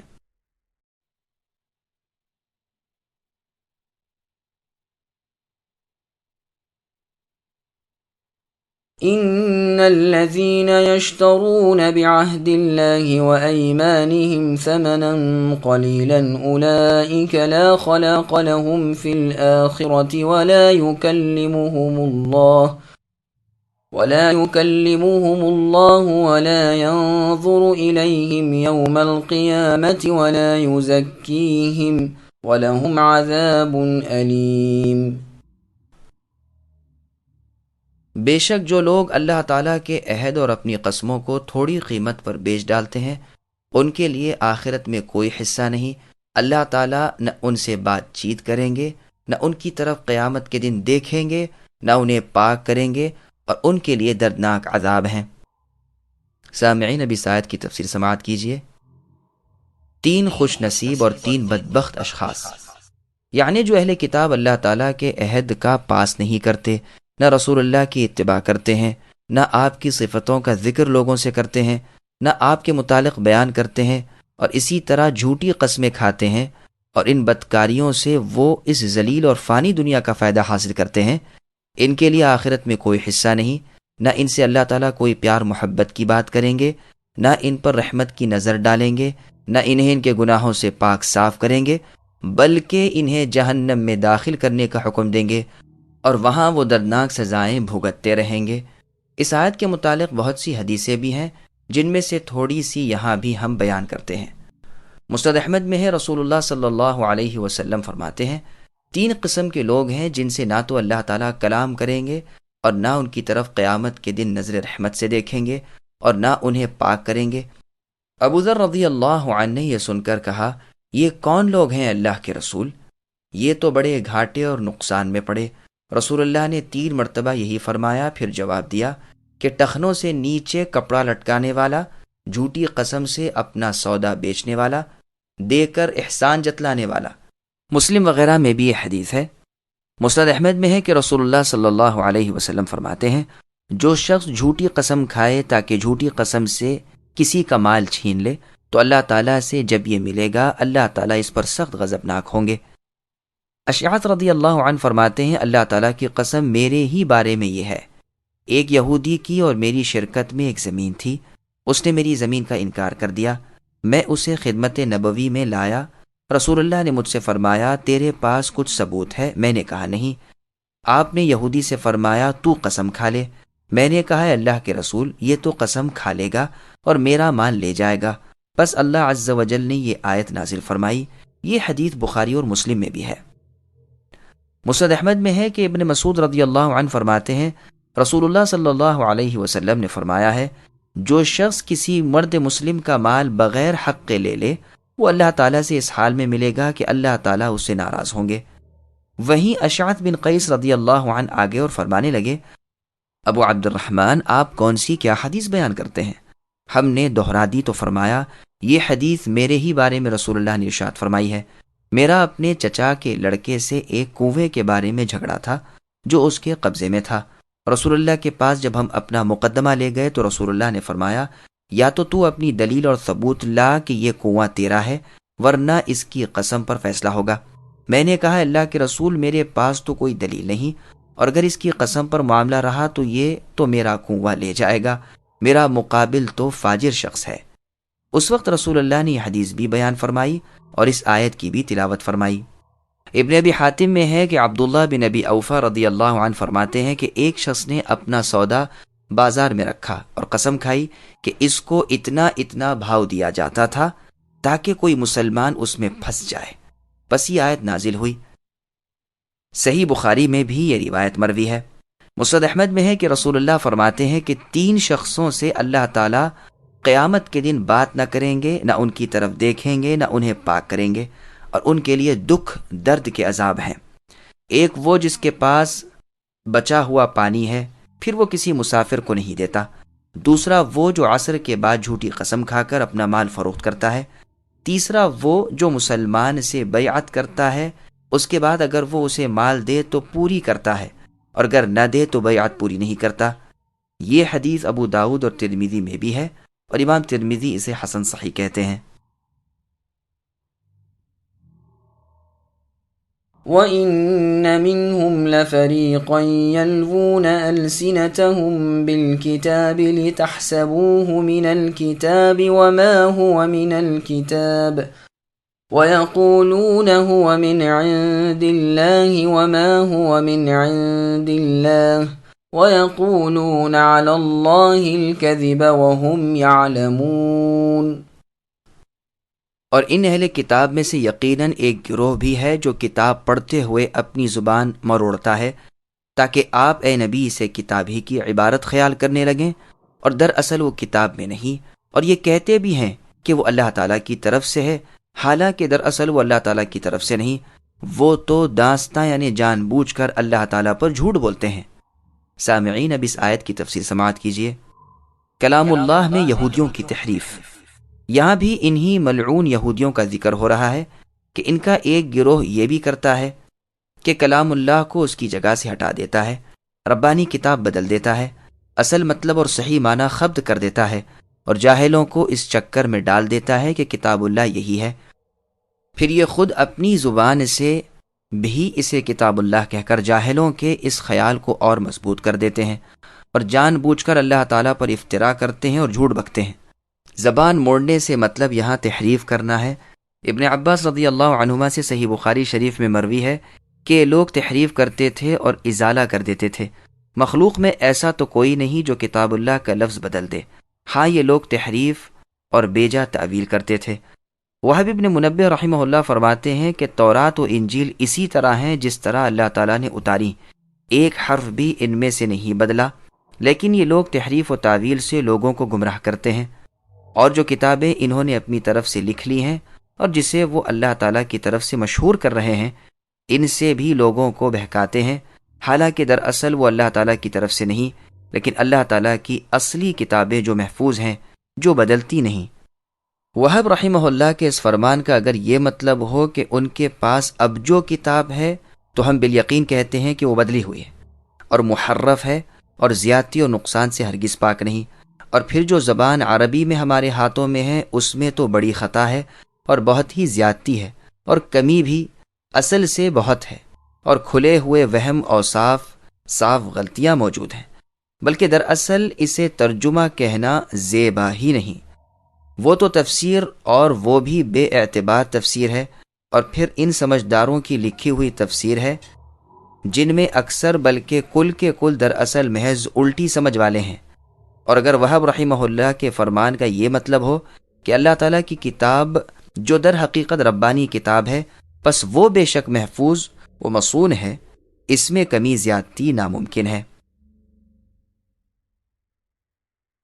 ما كان لبشر أن يؤتيه الله الكتاب والحكم والنبوة ثم يقول للناس كونوا عبادا لي من دون الله ولكن كونوا ربانيين بما كنتم تعلمون الكتاب وبما كنتم تدرسون ولا يأمركم أن تتخذوا الملائكة والنبيين أربابا أيأمركم بالكفر بعد إذ أنتم مسلمون۔ کسی ایسے انسان کو جسے اللہ تعالیٰ کتاب و حکمت اور نبوت دیں، یہ لائق نہیں کہ پھر بھی وہ لوگوں سے کہے کہ تم اللہ تعالیٰ کو چھوڑ کر میرے بندے بن جاؤ، بلکہ وہ تو کہے گا کہ تم سب رب کے ہو جاؤ، تمہاری کتاب سکھانے کے باعث اور تمہارے کتاب پڑھنے کے سبب۔ نہ یہ ہو سکتا ہے وہ تم کو فرشتوں اور نبیوں کو رب بنا لینے کا حکم کرے، کیا وہ تمہارے مسلمان ہونے کے بعد تم کو کفر کا حکم دے گا؟ سامعین، اب ان آیتوں کی تفسیر سماعت کیجیے۔ اللہ تعالیٰ کا کوئی نبی، کوئی فرشتہ اپنی بندگی کی دعوت نہیں دے سکتا۔ جب انبیاء کرام علیہم السلام کا جو اتنی بڑی بزرگی، فضیلت اور مرتبے والے ہیں یہ منصب نہیں، تو کسی اور کوکب لائق ہے کہ اپنی پوجا پاٹ کرائے اور اپنی بندگی کی تلقین لوگوں کو کرے؟ امام حسن بصری رحمہ اللہ فرماتے ہیں کہ ادنا مؤمن سے بھی یہ نہیں ہو سکتا کہ وہ لوگوں کو اپنی بندگی کی دعوت دے۔ یہاں یہ اس لیے فرمایا ہے کہ یہ یہود و نصارہ آپس میں ہی ایک دوسرے کو پوجتے تھے۔ قرآن اس پر گواہ ہے جو فرماتا ہے اتخذوا احبارهم ورهبانهم اربابا من دون اللہ، یعنی ان لوگوں نے اللہ تعالیٰ کو چھوڑ کر اپنے عالموں اور درویشوں کو اپنا رب بنا لیا ہے۔ مسند احمد و ترمذی کی وہ حدیث بھی آ رہی ہے کہ عدی بن حاتم رضی اللہ عنہ نے رسول اللہ کی خدمت میں عرض کیا کہ وہ تو ان کی یعنی اپنے عالموں کی عبادت نہیں کرتے تھے، تو رسول اللہ نے فرمایا کیوں نہیں؟ وہ ان پر حرام کو حلال اور حلال کو حرام کر دیتے تھے اور یہ ان کی مانتے چلے جاتے تھے، یہی ان کی عبادت تھی۔ پس جاہل درویش اور بے سمجھ علماء اور مشائخ اس مذمت اور ڈانٹ ڈپٹ میں داخل ہیں۔ رسول اللہ اور ان کی اتباع کرنے والے علماء کرام اس سے یکسو ہیں، اس لیے کہ وہ تو صرف فرمان ربانی اور کلام رسول صلی اللہ علیہ وسلم کی تبلیغ کرتے ہیں اور ان کاموں سے روکتے ہیں جن سے انبیاء کرام علیہم السلام روک گئے ہیں۔ اللہ تعالیٰ کے بھیجے ہوئے حضرات انبیاء تو خالق و مخلوق کے درمیان سفیر ہیں، حق رسالت ادا کرتے ہیں اور امانت ربانی احتیاط کے ساتھ اللہ کے بندوں کو پہنچا دیتے ہیں۔ نہایت بیدار مغزی، مکمل ہوشیاری، کمال نگرانی اور پوری حفاظت کے ساتھ وہ پوری دنیا کی خیر خواہ ہوتے ہیں۔ وہ احکام الہی کے پہنچانے والے ہوتے ہیں۔ رسولوں کی ہدایت تو لوگوں کو ربانی بننے کی ہوتی ہے کہ وہ حکمتوں والے اور حلم والے بن جائیں۔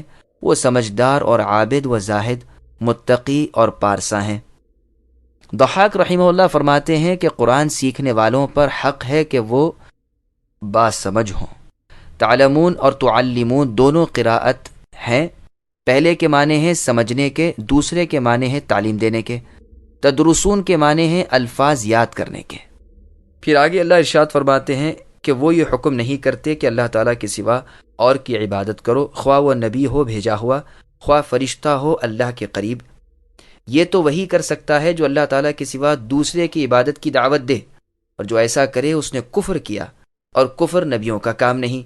ان کا کام تو ایمان ہے، اور ایمان نام ہے اللہ اکیلے کی عبادت کا اور اللہ ہی کی عبادت کرتے رہنے کا، اور یہی نبیوں کی آواز ہے، جیسے خود قرآن مجید میں اللہ فرماتے ہیں وَمَا أَرْسَلْنَا مِن قَبْلِكَ مِن رَّسُولٍ إِلَّا نُوحِي إِلَيْهِ أَنَّهُ لَا إِلَٰهَ إِلَّا أَنَا فَاعْبُدُونِ، یعنی آپ سے پہلے اے نبی ہم نے جتنے رسول بھیجے سب پر یہی وحی نازل کی کہ میرے سوا کوئی عبادت کے لائق ہے ہی نہیں، تم سب میری ہی عبادت کرتے رہو۔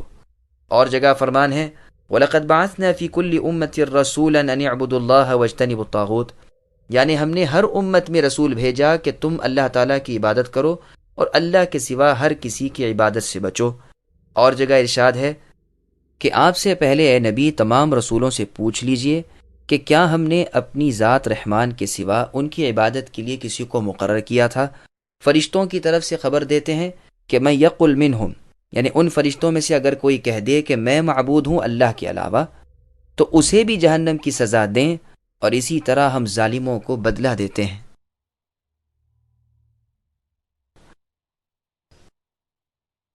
وَإِذْ أَخَذَ اللَّهُ مِيثَاقَ النَّبِيِّينَ لَمَا آتَيْتُكُم مِّن كِتَابٍ وَحِكْمَةٍ ثُمَّ جاءكم رسول مصدق لما معكم لتؤمنن به ولتنصرنه قال أأقررتم وأخذتم على ذلكم إصري قالوا أقررنا قال فاشهدوا وأنا معكم من الشاهدين فمن تولى بعد ذلك فأولئك هم الفاسقون۔ اور جب اللہ تعالیٰ نے نبیوں سے عہد لیا کہ جب میں تم کو کتاب و حکمت دوں، پھر تمہارے پاس وہ رسول آئیں جو تمہارے پاس کی چیز کو سچ بتائے، تو تم کو ان پر ایمان لانا اور ان کی مدد کرنا ضروری ہے۔ فرمایا کہ تم اس کے اقراری ہو اور اس پر میرا ذمہ لے رہے ہو۔ سب رسولوں نے کہا ہمیں اقرار ہے۔ فرمایا تو اب گواہ رہو اور خود میں بھی تمہارے ساتھ گواہوں میں ہوں، بس اس کے بعد بھی جو پلٹ جائیں وہ یقیناً پورے نافرمان ہیں۔ سامعین اب ان آیتوں کی تفسیر سماعت کیجیے۔ ہر نبی کو اپنے بعد والے نبی اور رسول پر ایمان لانے کا حکم۔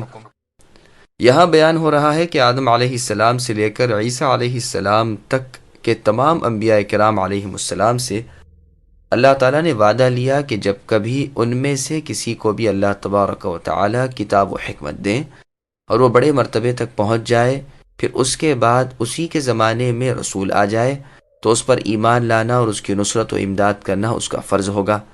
یہ نہ ہو کہ اپنے علم و نبوت پر نظر ڈال کر اپنے بعد والے نبی کی اتباع اور امداد سے رک جائے۔ ان سے کہا کہ کیا تم اقرار کرتے ہو اور میرا بوجھل مضبوط عہد و میثاق لے رہے ہو؟ سب نے کہا ہاں ہمارا اقرار ہے۔ تو فرمایا گواہ رہو اور میں خود بھی گواہ ہوں۔ اب اس عہد و میثاق سے جو پھر جائے وہ قطعی فاسق، بے حکم اور بدکار ہے۔ علی بن ابی طالب رضی اللہ عنہ اور عبداللہ بن عباس رضی اللہ عنہما فرماتے ہیں کہ اللہ تبارک و تعالی نے ہر نبی سے عہد لیا کہ ان کی زندگی میں اگر اللہ اپنے نبی محمد مصطفیٰ صلی اللہ علیہ وسلم کو بھیجے تو ان پر فرض ہے کہ وہ آپ پر ایمان لائے اور آپ کی امداد کرے، اور اپنی امت کو بھی وہ یہی تلقین کر دے کہ وہ بھی رسول اللہ پر ایمان لائے اور رسول اللہ کی فرما برداری میں لگ جائے۔ طاؤس، حسن بصری اور قتادہ رحمہم اللہ فرماتے ہیں کہ نبیوں سے اللہ تعالیٰ نے عہد لیا کہ ایک دوسرے کی تصدیق کریں، کوئی یہ نہ سمجھے کہ یہ تفسیر اوپر کی تفسیر کے خلاف ہے، بلکہ یہ اس کی تائید ہے۔ اسی لیے طاؤس رحمہ اللہ سے ان کے لڑکے کی روایت مثل روایت علی اور ابن عباس رضی اللہ عنہما کی بھی مروی ہے۔ بس یہ ثابت ہوا کہ ہمارے رسول محمد صلی اللہ علیہ وسلم خاتم الانبیاء ہیں اور امام اعظم ہیں۔ جس زمانے میں بھی رسول اللہ کی نبوت ہوتی آپ واجب الاطاعت تھے، اور تمام انبیاء کی فرما برداری پر جو اس وقت ہوں رسول اللہ کی فرما برداری مقدم رہتی۔ یہی وجہ تھی کہ معراج والی رات بیت المقدس میں تمام انبیاء علیہم السلام کے امام رسول اللہ صلی اللہ علیہ وسلم ہی بنائے گئے۔ اسی طرح میدان محشر میں بھی اللہ تعالیٰ کو فیصلوں کے لیے لانے میں شفیع یعنی سفارش رسول اللہ ہی ہوں گے۔ یہی وہ مقام محمود ہے جو رسول اللہ کے سوا اور کسی کے لائق نہیں۔ تمام انبیاء اور کل رسول اس دن اس کام سے منہ پھیر لیں گے، بالآخر رسول اللہ خصوصیت کے ساتھ اس مقام میں کھڑے ہوں گے۔ اللہ تعالیٰ اپنے درود و سلام آپ پر ہمیشہ ہمیشہ بھیجتے رہیں قیامت کے دن تک، آمین۔ أفغير دين الله يبغون وله أسلم من في السماوات والأرض طوعا وكرها وإليه يرجعون قل آمنا بالله وما أنزل علينا وما أنزل على إبراهيم وإسماعيل وإسحاق ويعقوب والأسباط وما أوتي موسى وعيسى والنبيون من ربهم لا نفرق بين أحد منهم ونحن له مسلمون ومن يبتغ غير الإسلام دينا فلن يقبل منه وهو في الآخرة من الخاسرين۔ کیا پس اللہ تعالیٰ کے دین کے سوا اور دین کی تلاش میں ہیں؟ تمام آسمانوں والے اور سب زمین والے اللہ تعالیٰ ہی کے فرما بردار ہیں، خوشی سے ہوں تو اور جبرن ہوں تو سب اللہ ہی کی طرف لوٹائے جائیں گے۔ آپ اے نبی کہہ دیجئے کہ ہم اللہ تعالیٰ پر اور جو کچھ ہم پر اتارا گیا ہے اور جو کچھ ابراہیم اور اسماعیل اور اسحاق پر اور یعقوب علیہم السلام اور ان کی اولادوں پر اتارا گیا سب پر ایمان لائے، اور جو کچھ موسیٰ اور عیسیٰ علیہم السلام اور دوسرے نبی اللہ تعالیٰ کی طرف سے دیے گئے اس پر بھی ہم ان میں سے کسی کے درمیان فرق نہیں کرتے، اور ہم اللہ تعالیٰ کے فرما بردار ہیں۔ جو شخص اسلام کے سوا اور دین تلاش کرے اس کا وہ دین قبول نہ کیا جائے گا اور وہ آخرت میں نقصان پانے والوں میں ہوگا۔ سامعین، اب ان آیتوں کی تفصیل سماعت کیجیے۔ زمین و آسمان کی ہر چیز اللہ تعالیٰ کی تسبیح یعنی پاکی بیان کرنے میں مشغول ہے۔ اللہ تعالیٰ کے سچے دین کے سوا جو اللہ تعالیٰ نے اپنی کتابوں میں اپنے رسولوں کی معرفت نازل فرمایا ہے، یعنی صرف اللہ اکیلے جن کا کوئی شریک نہیں ہے ان کی عبادت کرنا، کوئی شخص اور دین کی تلاش کرے اور اسے مانے، اس کی تردید یہاں بیان ہو رہی ہے۔ پھر فرمایا کہ آسمان و زمین کی تمام چیزیں اللہ کی مطیع ہیں، فرما بردار ہیں، خواہ خوشی سے ہوں خواہ ناخوشی سے، جیسے کہ اللہ تعالیٰ فرماتے ہیں وَلِلَّهِ يَسْجُدُ مَن فِي السَّمَاوَاتِ وَالْأَرْضِ طَوْعًا وَكَرْهًا، یعنی زمین و آسمان کے تمام تر مخلوقات اللہ تعالیٰ کے سامنے سجدہ کرتی ہے اپنی خوشی سے یا جبرن۔ اور جگہ ہے أَوَلَمْ يَرَوْا إِلَى مَا خَلَقَ اللَّهُ مِنْ شَيْءٍ الآیات، کیا وہ کفار نہیں دیکھتے کہ تمام مخلوق کے سائے دائیں بائیں جھک کر اللہ تعالیٰ کو سجدہ کرتے ہیں، اور اللہ تعالیٰ ہی کو سجدہ کرتی ہیں آسمانوں کی سب چیزیں اور زمینوں کے کل جاندار اور سب فرشتے، کوئی بھی تکبر نہیں کرتا، سب کے سب اپنے اوپر والے اللہ رب العالمین سے ڈرتے رہتے ہیں اور جو حکم دیے جائیں بجا لاتے ہیں۔ پس مؤمنوں کا ظاہر باطن قلب و جسم دونوں اللہ تعالیٰ کے مطیع اور اللہ کے فرما بردار ہوتے ہیں، اور کافر بھی اللہ تعالیٰ کے قبضے میں اور جبراً اللہ تعالیٰ کی جانب جھکا ہوا ہے، اس کے تمام فرمان اس پر جاری ہیں اور وہ ہر طرح قدرت و مشیت اللہ تعالیٰ کے ماتحت ہے، کوئی چیز بھی اللہ کے غلبے اور قدرت سے باہر نہیں۔ صحیح بخاری کی حدیث میں ہے کہ آپ کے رب تعالیٰ کو اے نبی ان لوگوں پر تعجب ہوتا ہے جو جنت کی طرف کھینچے جاتے ہیں زنجیروں اور رسیوں میں باندھ کر۔ اس حدیث کی اور سند بھی ہے، لیکن اس آیت کے معنی تو یہی زیادہ قوی ہیں جو پہلے بیان ہوئے۔ مجاہد رحمہ اللہ فرماتے ہیں کہ یہ آیت اس آیت جیسی ہے وَلَئِن سَأَلْتَهُم مَّنْ خَلَقَ السَّمَاوَاتِ وَالْأَرْضَ لَيَقُولُنَّ اللَّهُ، یعنی اگر آپ ان سے اے نبی پوچھیں کہ آسمانوں اور زمین کو کس نے پیدا کیا تو یقیناً وہ یہی جواب دیں گے کہ اللہ تعالیٰ نے۔ ابن عباس رضی اللہ عنہما فرماتے ہیں اس سے مراد وہ وقت ہے جب روز ازل میں ان سب سے میثاق و عہد لیا تھا اور سب اللہ ہی کی طرف لوٹائے جائیں گے، یعنی قیامت کے دن، اور ہر ایک کو وہ اللہ اس کے عمل کا بدلہ دیں گے۔ پھر فرماتے ہیں آپ اے نبی کہہ دیجئے ہم اللہ پر ایمان لائے اور قرآن پر اور ابراہیم اسماعیل اسحاق اور یعقوب علیہم السلام پر جو صحیفے اور وحی اتری ہم اس پر بھی ایمان لائے، اور ان کی اولادوں پر جو اترا اس پر بھی ہمارا ایمان ہے۔ اسباط سے مراد بنی اسرائیل کے قبائل ہیں جو یعقوب علیہ السلام کی نسل میں سے تھے، یہ یعقوب علیہ السلام کے 12 بیٹوں کی اولاد تھے۔ موسیٰ علیہ السلام کو تورات دی گئی تھی اور عیسیٰ علیہ السلام کو انجیل، اور بھی جتنے انبیاء کرام علیہم السلام اللہ تعالیٰ کی طرف سے کچھ لائے ہمارا ان سب پر ایمان ہے۔ ہم ان میں کوئی تفریق اور جدائی نہیں کرتے کہ کسی کو مانے کسی کو نہ مانے، بلکہ ہمارا سب پر ایمان ہے اور ہم اللہ تعالیٰ کے فرمان گزار ہیں۔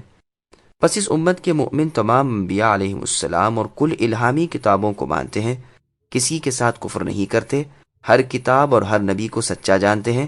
پھر فرمایا کہ اللہ تعالیٰ کے دین اسلام کے سوا جو شخص کسی اور راہ پر چلے اس سے قبولیت دور ہے اور آخرت میں وہ نقصان میں پڑا۔ جیسا کہ صحیح حدیث میں صحیح بخاری اور مسلم کی اللہ کے رسول صلی اللہ علیہ وسلم کا ارشاد ہے کہ جو شخص ایسا عمل کرے جس پر ہمارا حکم نہ ہو وہ مردود ہے۔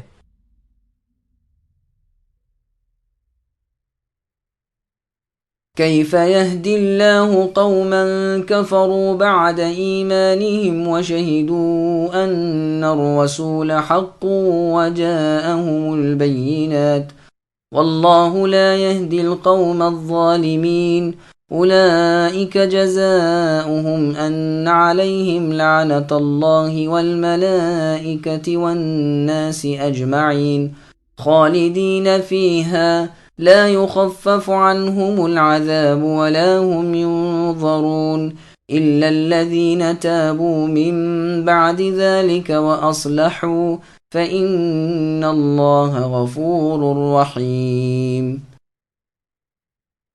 اللہ تعالیٰ ان لوگوں کو کیسے ہدایت دیں جو اپنے ایمان لانے اور رسول کی حقانیت کی گواہی دینے اور اپنے پاس روشن دلیلیں آ جانے کے بعد کافر ہو جائیں۔ اللہ تعالیٰ ایسے بے انصاف لوگوں کو راہ راست پر نہیں لاتے۔ ان پر تو یہی سزا ہے کہ ان پر اللہ تعالیٰ کی اور فرشتوں کی اور تمام لوگوں کی لعنت ہو، جس میں یہ ہمیشہ پڑے رہیں۔ نہ تو ان سے عذاب ہلکا کیا جائے نہ انہیں مہلت دی جائے، مگر جو لوگ اس کے بعد توبہ اور اصلاح کر لیں تو بے شک اللہ تعالیٰ بخشنے والے مہربان ہیں۔ سامعین، اب ان آیتوں کی تفسیر سماعت کیجیے۔ اگر مرتد سچی توبہ کر لے، عبداللہ بن عباس رضی اللہ عنہما فرماتے ہیں کہ ایک انصاری مرتد ہو کر مشرکین میں جا ملا، پھر پچھتانے لگا اور اپنی قوم سے کہلوایا کہ رسول اللہ سے دریافت کرو کیا میری توبہ پھر بھی قبول ہو سکتی ہے؟ ان کے دریافت کرنے پر یہ آیات اتری۔ اس کی قوم نے اسے کہلوا بھیجا، وہ پھر توبہ کر کے نئے سرے سے مسلمان ہو کر حاضر ہو گیا۔ نسائی، حاکم اور ابن حبان میں بھی یہ روایت موجود ہے۔ امام حاکم اسے صحیح الاسناد کہتے ہیں۔ بینات سے مراد رسول اللہ صلی اللہ علیہ وسلم کی تصدیق پر حجتوں اور دلیلوں کا بالکل واضح ہو جانا۔ پس جو لوگ ایمان لائے، رسول کی حقانیت مان چکے، دلیلیں دیکھ چکے، پھر شرک کے اندھیروں میں جا چھپے، یہ لوگ مستحق ہدایت نہیں، کیونکہ آنکھوں کے ہوتے ہوئے اندھے پن کو انہوں نے پسند کیا۔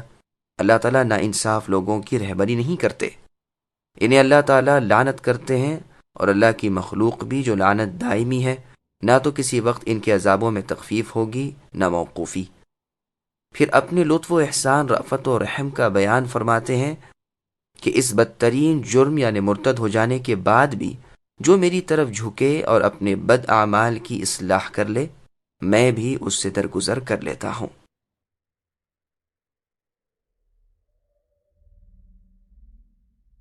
ان الذين كفروا بعد ايمانهم ثم ازدادوا كفرا لن تقبل توبتهم واولئك هم الضالون ان الذين كفروا وماتوا وهم كفار فلن يقبل من احدهم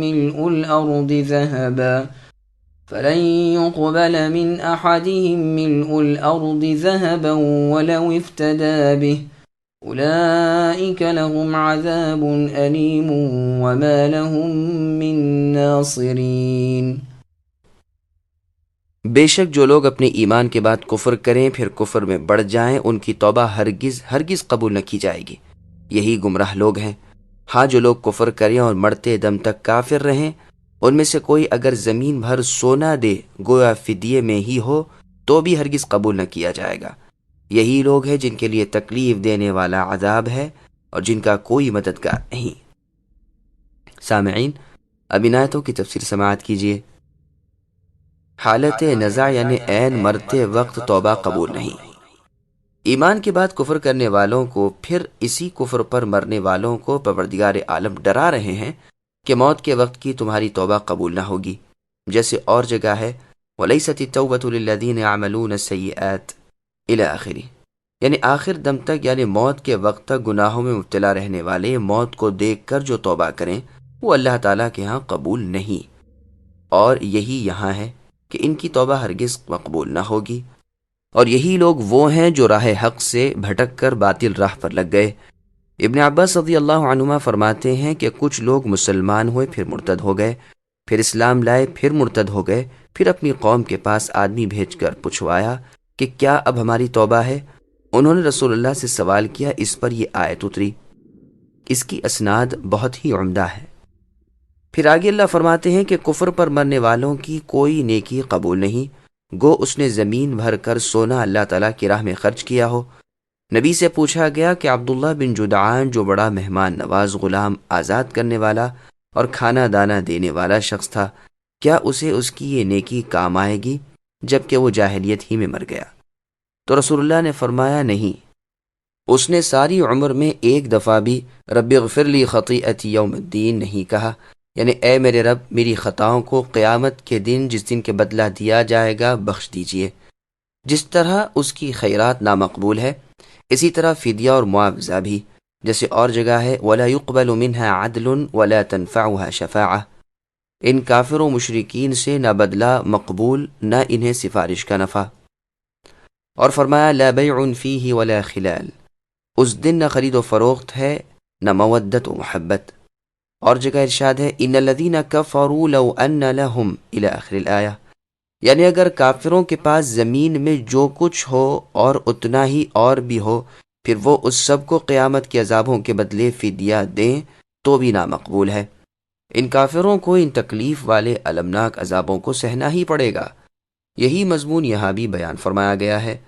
بعض نے ولو افتدا کی واو کو زائد کہا ہے، لیکن واو کو عطف کی ماننا اور وہ تفسیر کرنا جو ہم نے کی بہت بہتر ہے، واللہ اعلم۔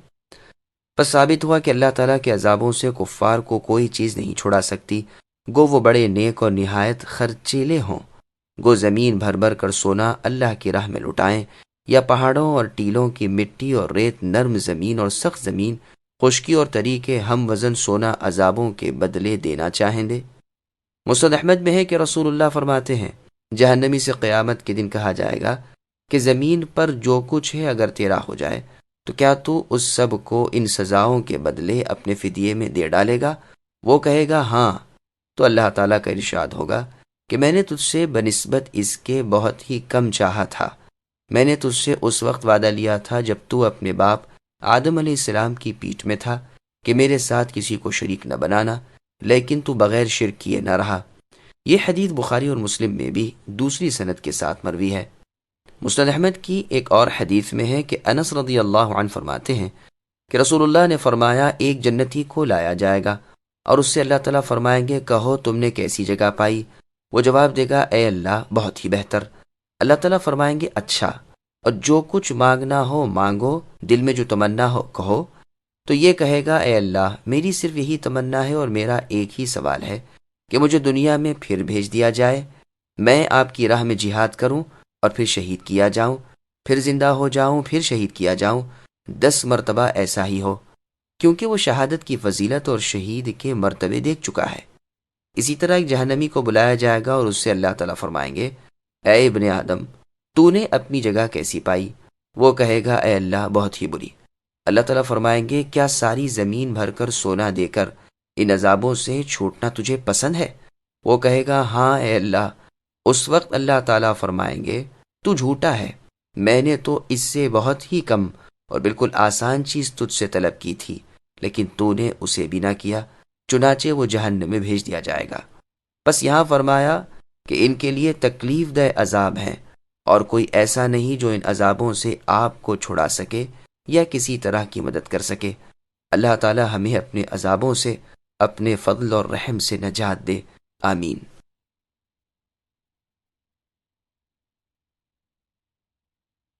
لن تنالوا البر حتى تنفقوا مما تحبون وما تنفقوا من شيء فإن الله به عليم۔ جب تک تم اپنی پسندیدہ چیز کو اللہ تعالیٰ کی راہ میں خرچ نہ کرو گے ہرگز بھلائی نہ پاؤ گے، تم جو خرچ کرو اسے اللہ تعالیٰ بخوبی جانتے ہیں۔ سامعین ابی سعد کی تفسیر سماعت کیجیے۔ اللہ کے راستے میں اپنی پسندیدہ اچھی چیز صدقہ کی جائے۔ عمرو بن میمون رحمۃ اللہ علیہ کہتے ہیں کہ بر نیکی و بھلائی سے یہاں جنت مراد ہے، یعنی جب تک تم اپنی پسندیدہ چیز کو اللہ تعالیٰ کی راہ میں خرچ نہ کرو گے ہرگز جنت میں داخل نہ ہوگے۔ انس بن مالک رضی اللہ عنہ سے روایت ہے کہ تمام انصار میں سے ابو طلحہ رضی اللہ عنہ سب سے زیادہ مالدار تھے۔ وہ اپنے تمام مال اور جائیداد میں بیروحا نامی باغ کو جو مسجد نبوی صلی اللہ علیہ وسلم کے سامنے تھا سب سے زیادہ پسند کرتے تھے۔ رسول اللہ بھی اکثر اس باغ میں جایا کرتے تھے اور اس کے کنویں کا عمدہ میٹھا پانی پیا کرتے تھے۔ جب یہ آیت نازل ہوئی تو ابو طلحہ رضی اللہ عنہ نے رسول اللہ صلی اللہ علیہ وسلم کے پاس حاضر ہو کر آپ سے عرض کیا کہ یا رسول اللہ، اللہ تعالیٰ اس طرح فرماتے ہیں اور میرا سب سے زیادہ عزیز مال یہی بیروحا نامی باغ ہے، لہٰذا میں اس کو اس امید میں کہ جو بھلائی اللہ تعالیٰ کے پاس ہے وہی میرے لیے جمع رہے اللہ تعالیٰ کی راہ میں صدقہ کرتا ہوں، لہٰذا رسول اللہ کو اختیار ہے جس طرح مناسب سمجھیں اس کو تقسیم کر دیں۔ رسول اللہ نے خوش ہو کر فرمانے لگے کہ واہ واہ، یہ بہت ہی فائدہ مند مال ہے، اس سے لوگوں کو بہت فائدہ ہوگا۔ پھر فرمایا میری رائے یہ ہے کہ اس باغ کو اپنے رشتہ داروں میں تقسیم کر دو۔ ابو طلحہ رضی اللہ عنہ نے عرض کیا کہ بہت اچھا، اور پھر اسے اپنے رشتہ داروں اور چچازاد بھائیوں میں تقسیم کر دیا۔ یہ روایت مسند احمد، بخاری اور مسلم کی ہے۔ بخاری اور مسلم میں آیا ہے کہ ایک دفعہ عمر رضی اللہ عنہ بھی رسول اللہ کی خدمت میں حاضر ہوئے اور عرض کیا کہ اللہ کے رسول، میرا سب سے زیادہ عزیز اور بہتر مال وہ ہے جو خیبر میں میری زمین کا ایک حصہ ہے، میں اس کو اللہ تعالیٰ کی راہ میں صدقہ کرنا چاہتا ہوں، فرمائیے کیا کروں؟ رسول اللہ نے فرمایا کہ اصل زمین کو اپنے قبضے میں رکھو اور اس کی پیداوار، پھل وغیرہ اللہ کی راہ میں وقف کر دو۔ مسند بزار کی روایت میں ہے کہ عبداللہ بن عمر رضی اللہ عنہما فرماتے ہیں کہ جب میں تلاوت کے دوران اس مذکورہ بالا آیت پر پہنچا تو میں اپنے تمام مال و جائیداد کو تصور میں لایا، لیکن مجھے اپنی رومی کنیز سے زیادہ کوئی چیز محبوب تر نظر نہ آئی، لہٰذا میں نے اسی کو اللہ تعالیٰ کی راہ میں آزاد کر دیا۔ میرے دل میں اس کی اتنی محبت ہے کہ اگر میں اللہ کی راہ میں دی ہوئی کسی چیز کو واپس لے سکتا تو اس کنیز سے تو ضرور ہی نکاح کر لیتا۔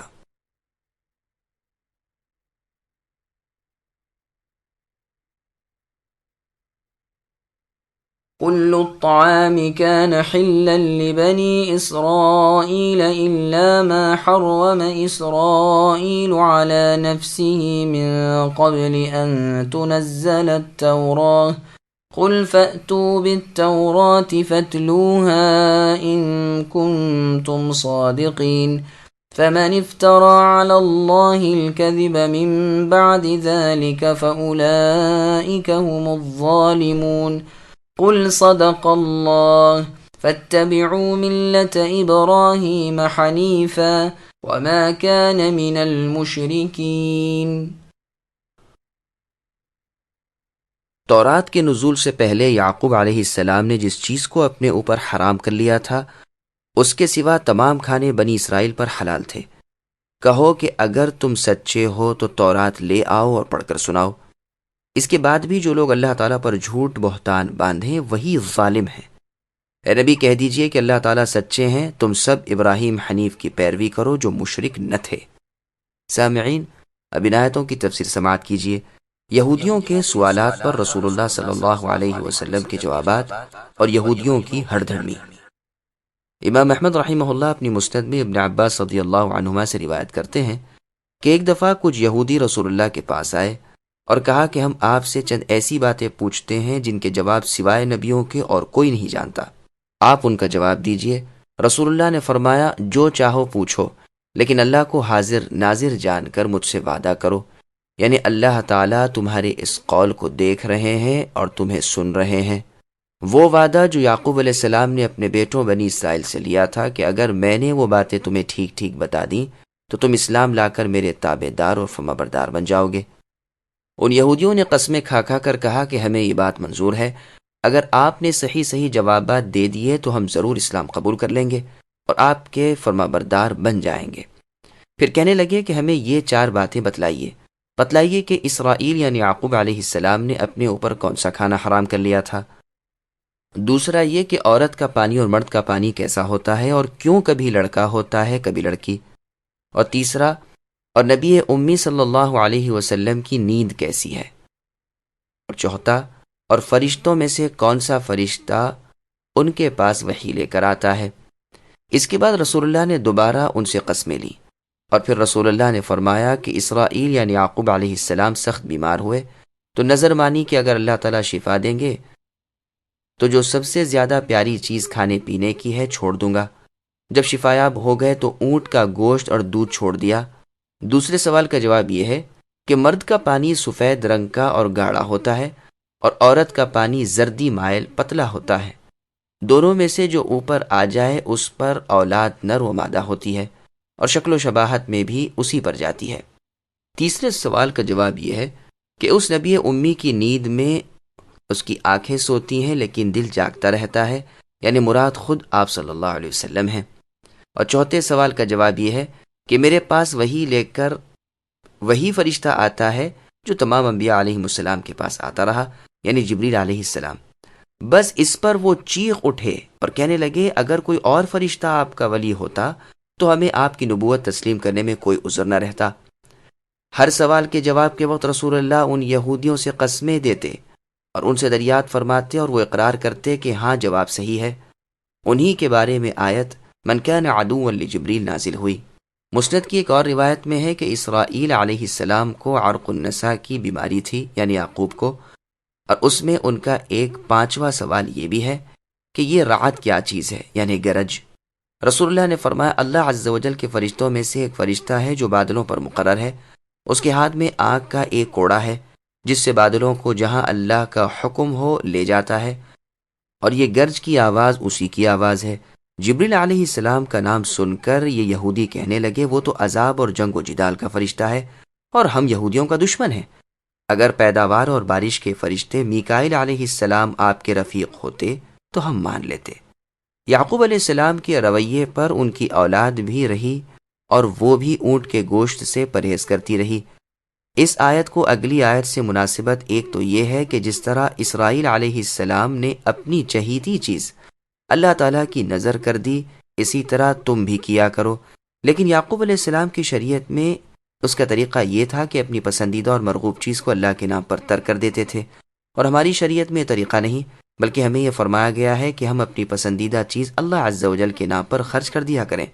جیسے فرمایا وَآتَ الْمَالَ عَلَى حُبِّهِ، اور فرمایا يُطْعِمُونَ الطَّعَامَ عَلَى حُبِّهِ، یعنی باوجود محبت اور چاہت کے وہ ہماری راہ میں مال خرچ کرتے ہیں اور مسکینوں کو کھانا دیتے ہیں.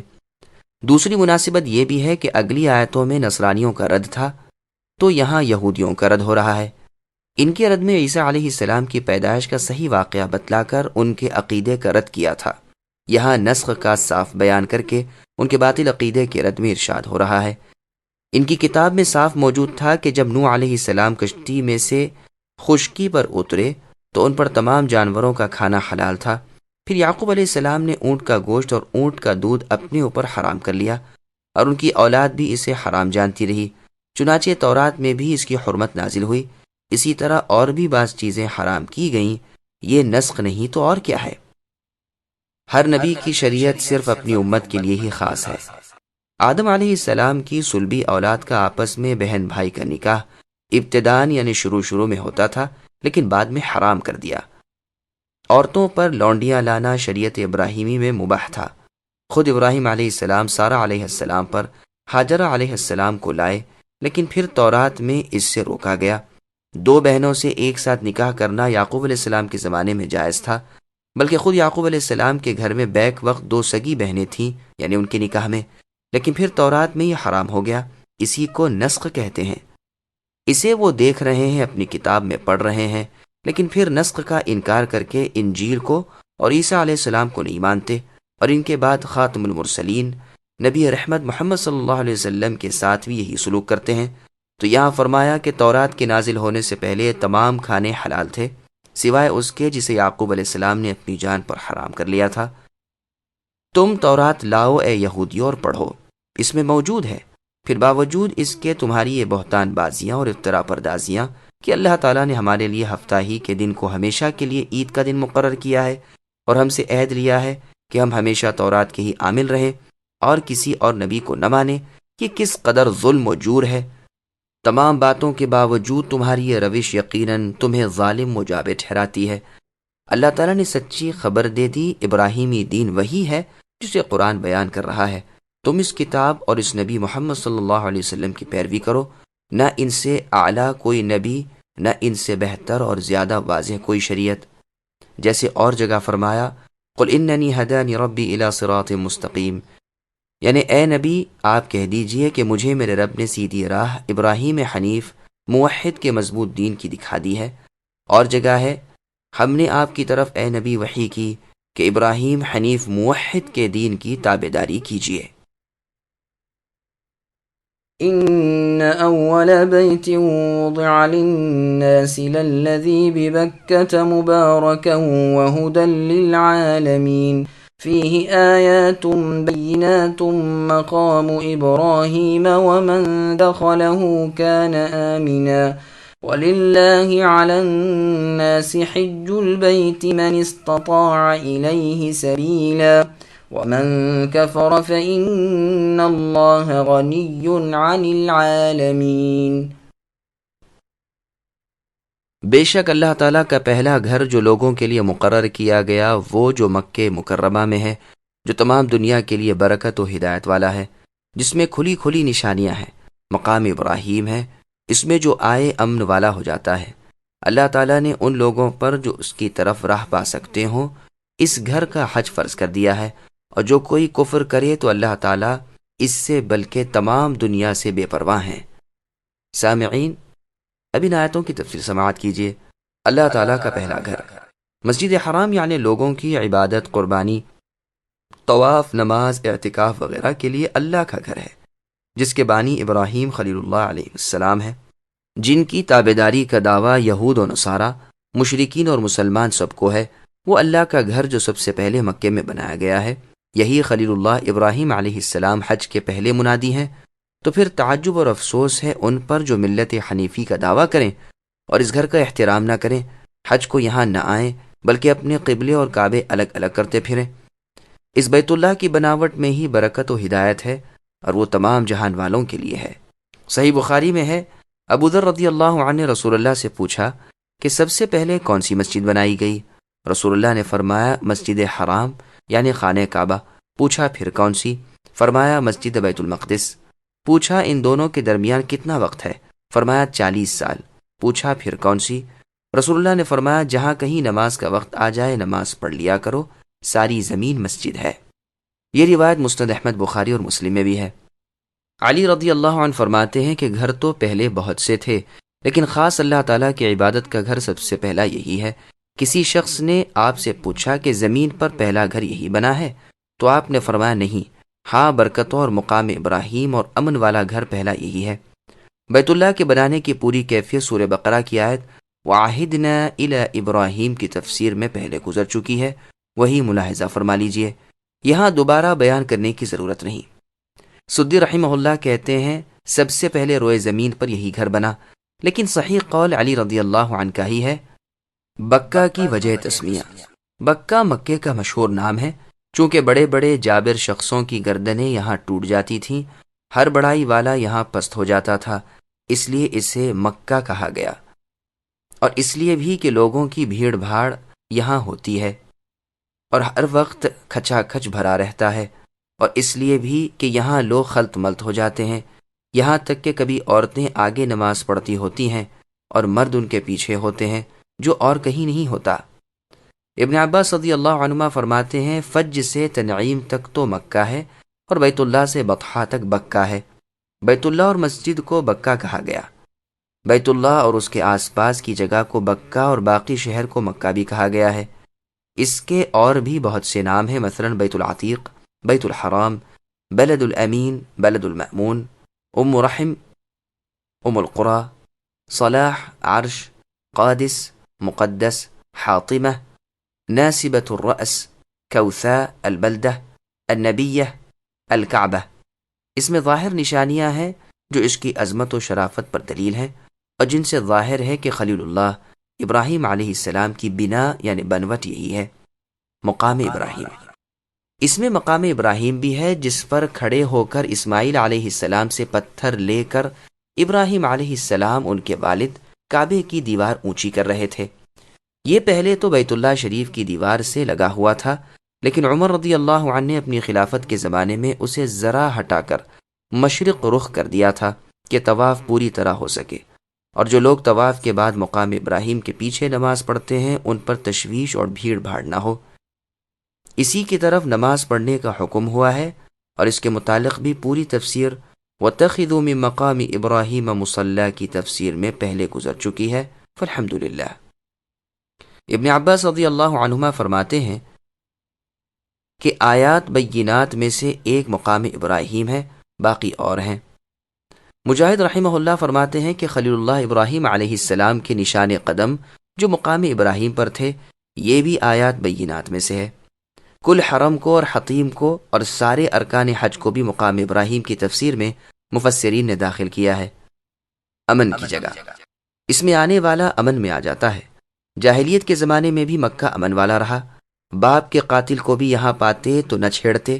ابن عباس رضی اللہ عنہما فرماتے ہیں بیت اللہ پناہ چاہنے والے کو پناہ دیتا ہے، لیکن جگہ اور کھانا پینا نہیں دیتا۔ اور جگہ ہے اولم یروا انا جعلنا حرما آمنا، کیا یہ مشرکین نہیں دیکھتے کہ ہم نے حرم کو امن کی جگہ بنایا؟ اور جگہ ہے وآمنہم من خوف، ہم نے ان قریش مکہ کو خوف سے امن دیا۔ نہ صرف انسان کو امن ہے بلکہ شکار کرنا، بلکہ شکار کو بھگانا، اسے خوف زدہ کرنا، اسے اس کے ٹھکانے یا گھونسلے سے ہٹانا اور اڑانا بھی منع ہے۔ اس کے درخت کاٹنا، یہاں کی گھاس اکھیڑنا بھی ناجائز ہے۔ اس مضمون کی بہت سی حدیثیں وغیرہ پورے بسط کے ساتھ آیت وَعَهِدْنَا إِلَىٰ ابراہیم کی تفسیر میں سورہ بقرہ میں گزر چکی ہیں۔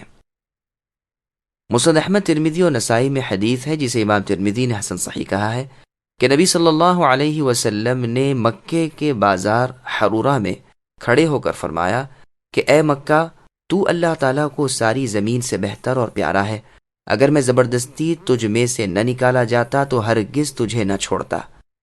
اور اس آیت کی ایک معنی یہ بھی ہے کہ وہ جہنم سے بچ گیا۔ حج کی فرضیت، آیت کا یہ آخری حصہ حج کی فرضیت کی دلیل ہے۔ بعض کہتے ہیں وَأَتِمُّ الْحَجَّ وَالْعُمْرَةَ لِلَّهِ والی آیت دلیل فرضیت ہے، لیکن پہلی بات زیادہ ظاہر ہے۔ کئی ایک احادیث میں وارد ہے کہ حج ارکان اسلام میں سے ایک رکن ہے، اس کی فرضیت پر مسلمانوں کا اجماع ہے، اور یہ بات بھی ثابت ہے کہ عمر بھر میں ایک مرتبہ استطاعت والے مسلمان پر حج فرض ہے۔ نبی صلی اللہ علیہ وسلم نے اپنے خطبے میں فرمایا لوگو، تم پر اللہ تعالیٰ نے حج فرض کیا ہے، تم حج کرو۔ ایک شخص نے پوچھا اللہ کے رسول کیا ہر سال؟ آپ خاموش ہو گئے۔ اس نے 3 مرتبہ یہی سوال کیا۔ آپ نے فرمایا اگر میں ہاں کہہ دیتا تو فرض ہو جاتا، پھر بجا نہ لا سکتے۔ میں جو نہ کہوں تم اس کی پوچھ پاچھ نہ کرو، تم سے اگلے لوگ سوالوں کی بھرمار سے اور نبیوں پر اختلاف کرنے سے ہلاک ہو گئے۔ میرے حکموں کو طاقت بھر بجا لاؤ، اور جس چیز سے میں منع کروں اس سے رک جاؤ۔ یہ روایت مسلم، نسائی وغیرہ میں بھی ہے۔ صحیح مسلم شریف کی اس حدیث شریف میں اتنی زیادتی اور بھی ہے کہ یہ پوچھنے والے اقرا بن حابس رضی اللہ عنہ تھے، اور رسول اللہ نے جواب میں یہ بھی فرمایا کہ عمر میں ایک مرتبہ فرض ہے اور پھر نفل۔ یہ روایت ابو داؤد نسائی کی ہے۔ ابن ماجہ کی روایت میں ہے کہ اگر میں ہاں کہتا اور ہر سال حج واجب ہو جاتا تو نہ بجا لا سکتے اور پھر عذاب نازل ہوتا۔ ہاں، حج میں تمتع کرنے کا جواز رسول اللہ نے ایک سائل کے سوال پر ہمیشہ کے لیے جائز فرمایا تھا۔ یہ روایت بخاری اور مسلم کی ہے۔ نیز ابو داؤد میں ہے کہ نبی صلی اللہ علیہ وسلم نے حجۃ الوداع میں امہات المؤمنین رضی اللہ عنہن یعنی اپنی بیویوں سے فرمایا تھا حج ہو چکا، اب گھر سے نہ نکلنا۔ رہی استطاعت اور طاقت، سو وہ کبھی تو خود انسان کو بغیر کسی ذریعے کے ہوتی ہے، کبھی کسی اور کے واسطے سے، جیسے کہ کتب احکام میں اس کی تفصیل موجود ہے۔ ابو داؤد وغیرہ میں ہے کہ حج کا ارادہ کرنے والے کو جلد اپنا ارادہ پورا کر لینا چاہیے۔ ابن عباس رضی اللہ عنہما فرماتے ہیں جس کے پاس 300 درہم ہو وہ طاقت والا ہے۔ اکرمہ رحمہ اللہ فرماتے ہیں مراد صحت جسمانی ہے، حج کا انکار کرنا کفر ہے۔ عمر فاروق رضی اللہ عنہ فرماتے ہیں طاقت رکھ کر حج نہ کرنے والا یہودی ہو کر مرے گا یا نصرانی ہو کر۔ اس کی سند بالکل صحیح ہے۔ اللہ رب العالمین ہر بالغ عاقل مسلمان شخص کو جو اللہ کے گھر تک جانے اور خرچہ اٹھانے کی طاقت و ہمت رکھتا ہے اسے اللہ حج کرنے کی توفیق نصیب فرمائے۔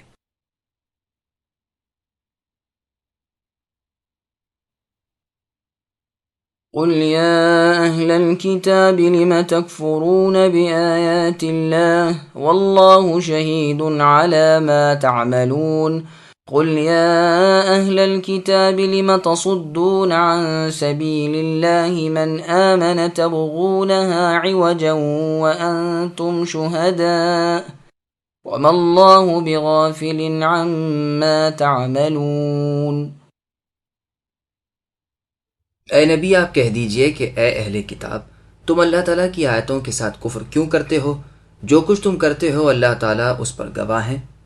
ان اہل کتاب سے کہو کہ تم اللہ تعالیٰ کی راہ سے لوگوں کو کیوں روکتے ہو اور اس میں عیب ٹٹولتے ہو، حالانکہ تم خود شاہد یعنی گواہ ہو۔ اللہ تعالیٰ تمہارے اعمال سے بے خبر نہیں۔ سامعین، اب ان آیتوں کی تفصیل سماعت کیجیے۔ یہودیوں کا دین اسلام کی حقانیت تسلیم کرنے سے انکار کرنا اور اللہ کے راستے سے روکنا۔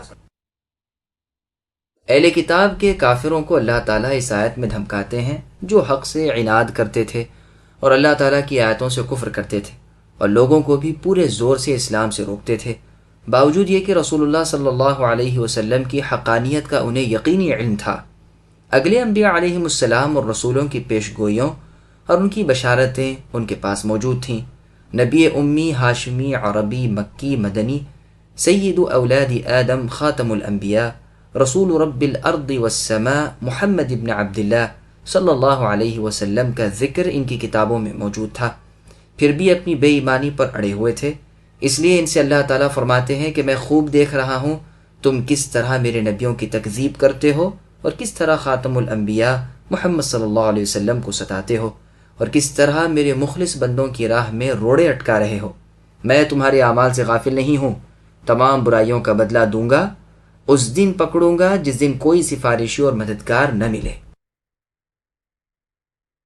يا أيها الذين آمنوا إن تطيعوا فريقا من الذين أوتوا الكتاب يردوكم بعد إيمانكم كافرين وكيف تكفرون وأنتم تتلى عليكم آيات الله وفيكم رسوله ومن يعتصم بالله فقد هدي إلى صراط مستقيم۔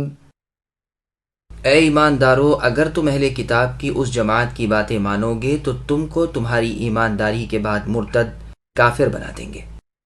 گویا ظاہر ہے کہ تم کیسے کفر کر سکتے ہو، باوجود یہ کہ تم پر اللہ تعالیٰ کی آیات پڑھی جاتی ہیں اور تم میں رسول اللہ صلی اللہ علیہ وسلم موجود ہیں۔ جو شخص اللہ تعالیٰ کے دین کو مضبوط تھام لے وہی راہ راست دکھایا جائے گا۔ سامعین، اب آیتوں کی تفسیر سماعت کیجیے۔ اہل کتاب کی باتیں ماننا گمراہی ہے۔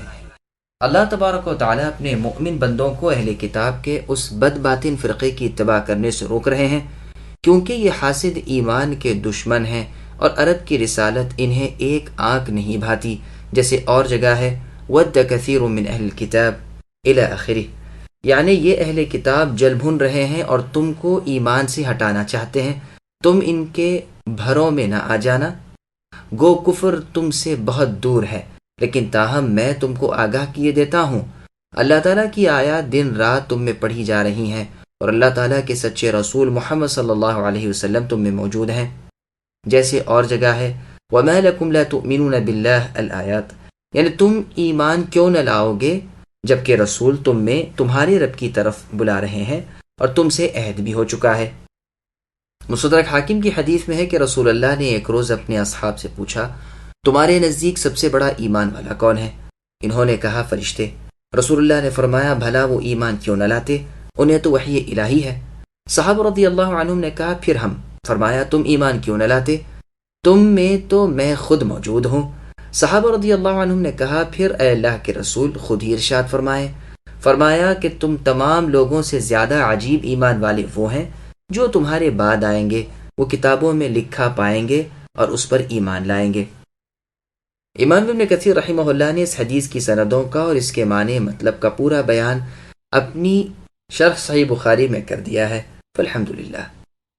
پھر آگے اللہ فرماتے ہیں کہ باوجود اس کے تمہارا مضبوطی سے دین الہی کو تھام رکھنا اور اللہ تعالیٰ کی پاک ذات پر پورا پورا بھروسہ رکھنا ہی موجب ہدایت ہے، اس سے گمراہی دور ہوتی ہے، یہی رشد و رضا کا باعث ہے، اسی سے صحیح راستہ حاصل ہوتا ہے اور کامیابی اور مراد ملتی ہے۔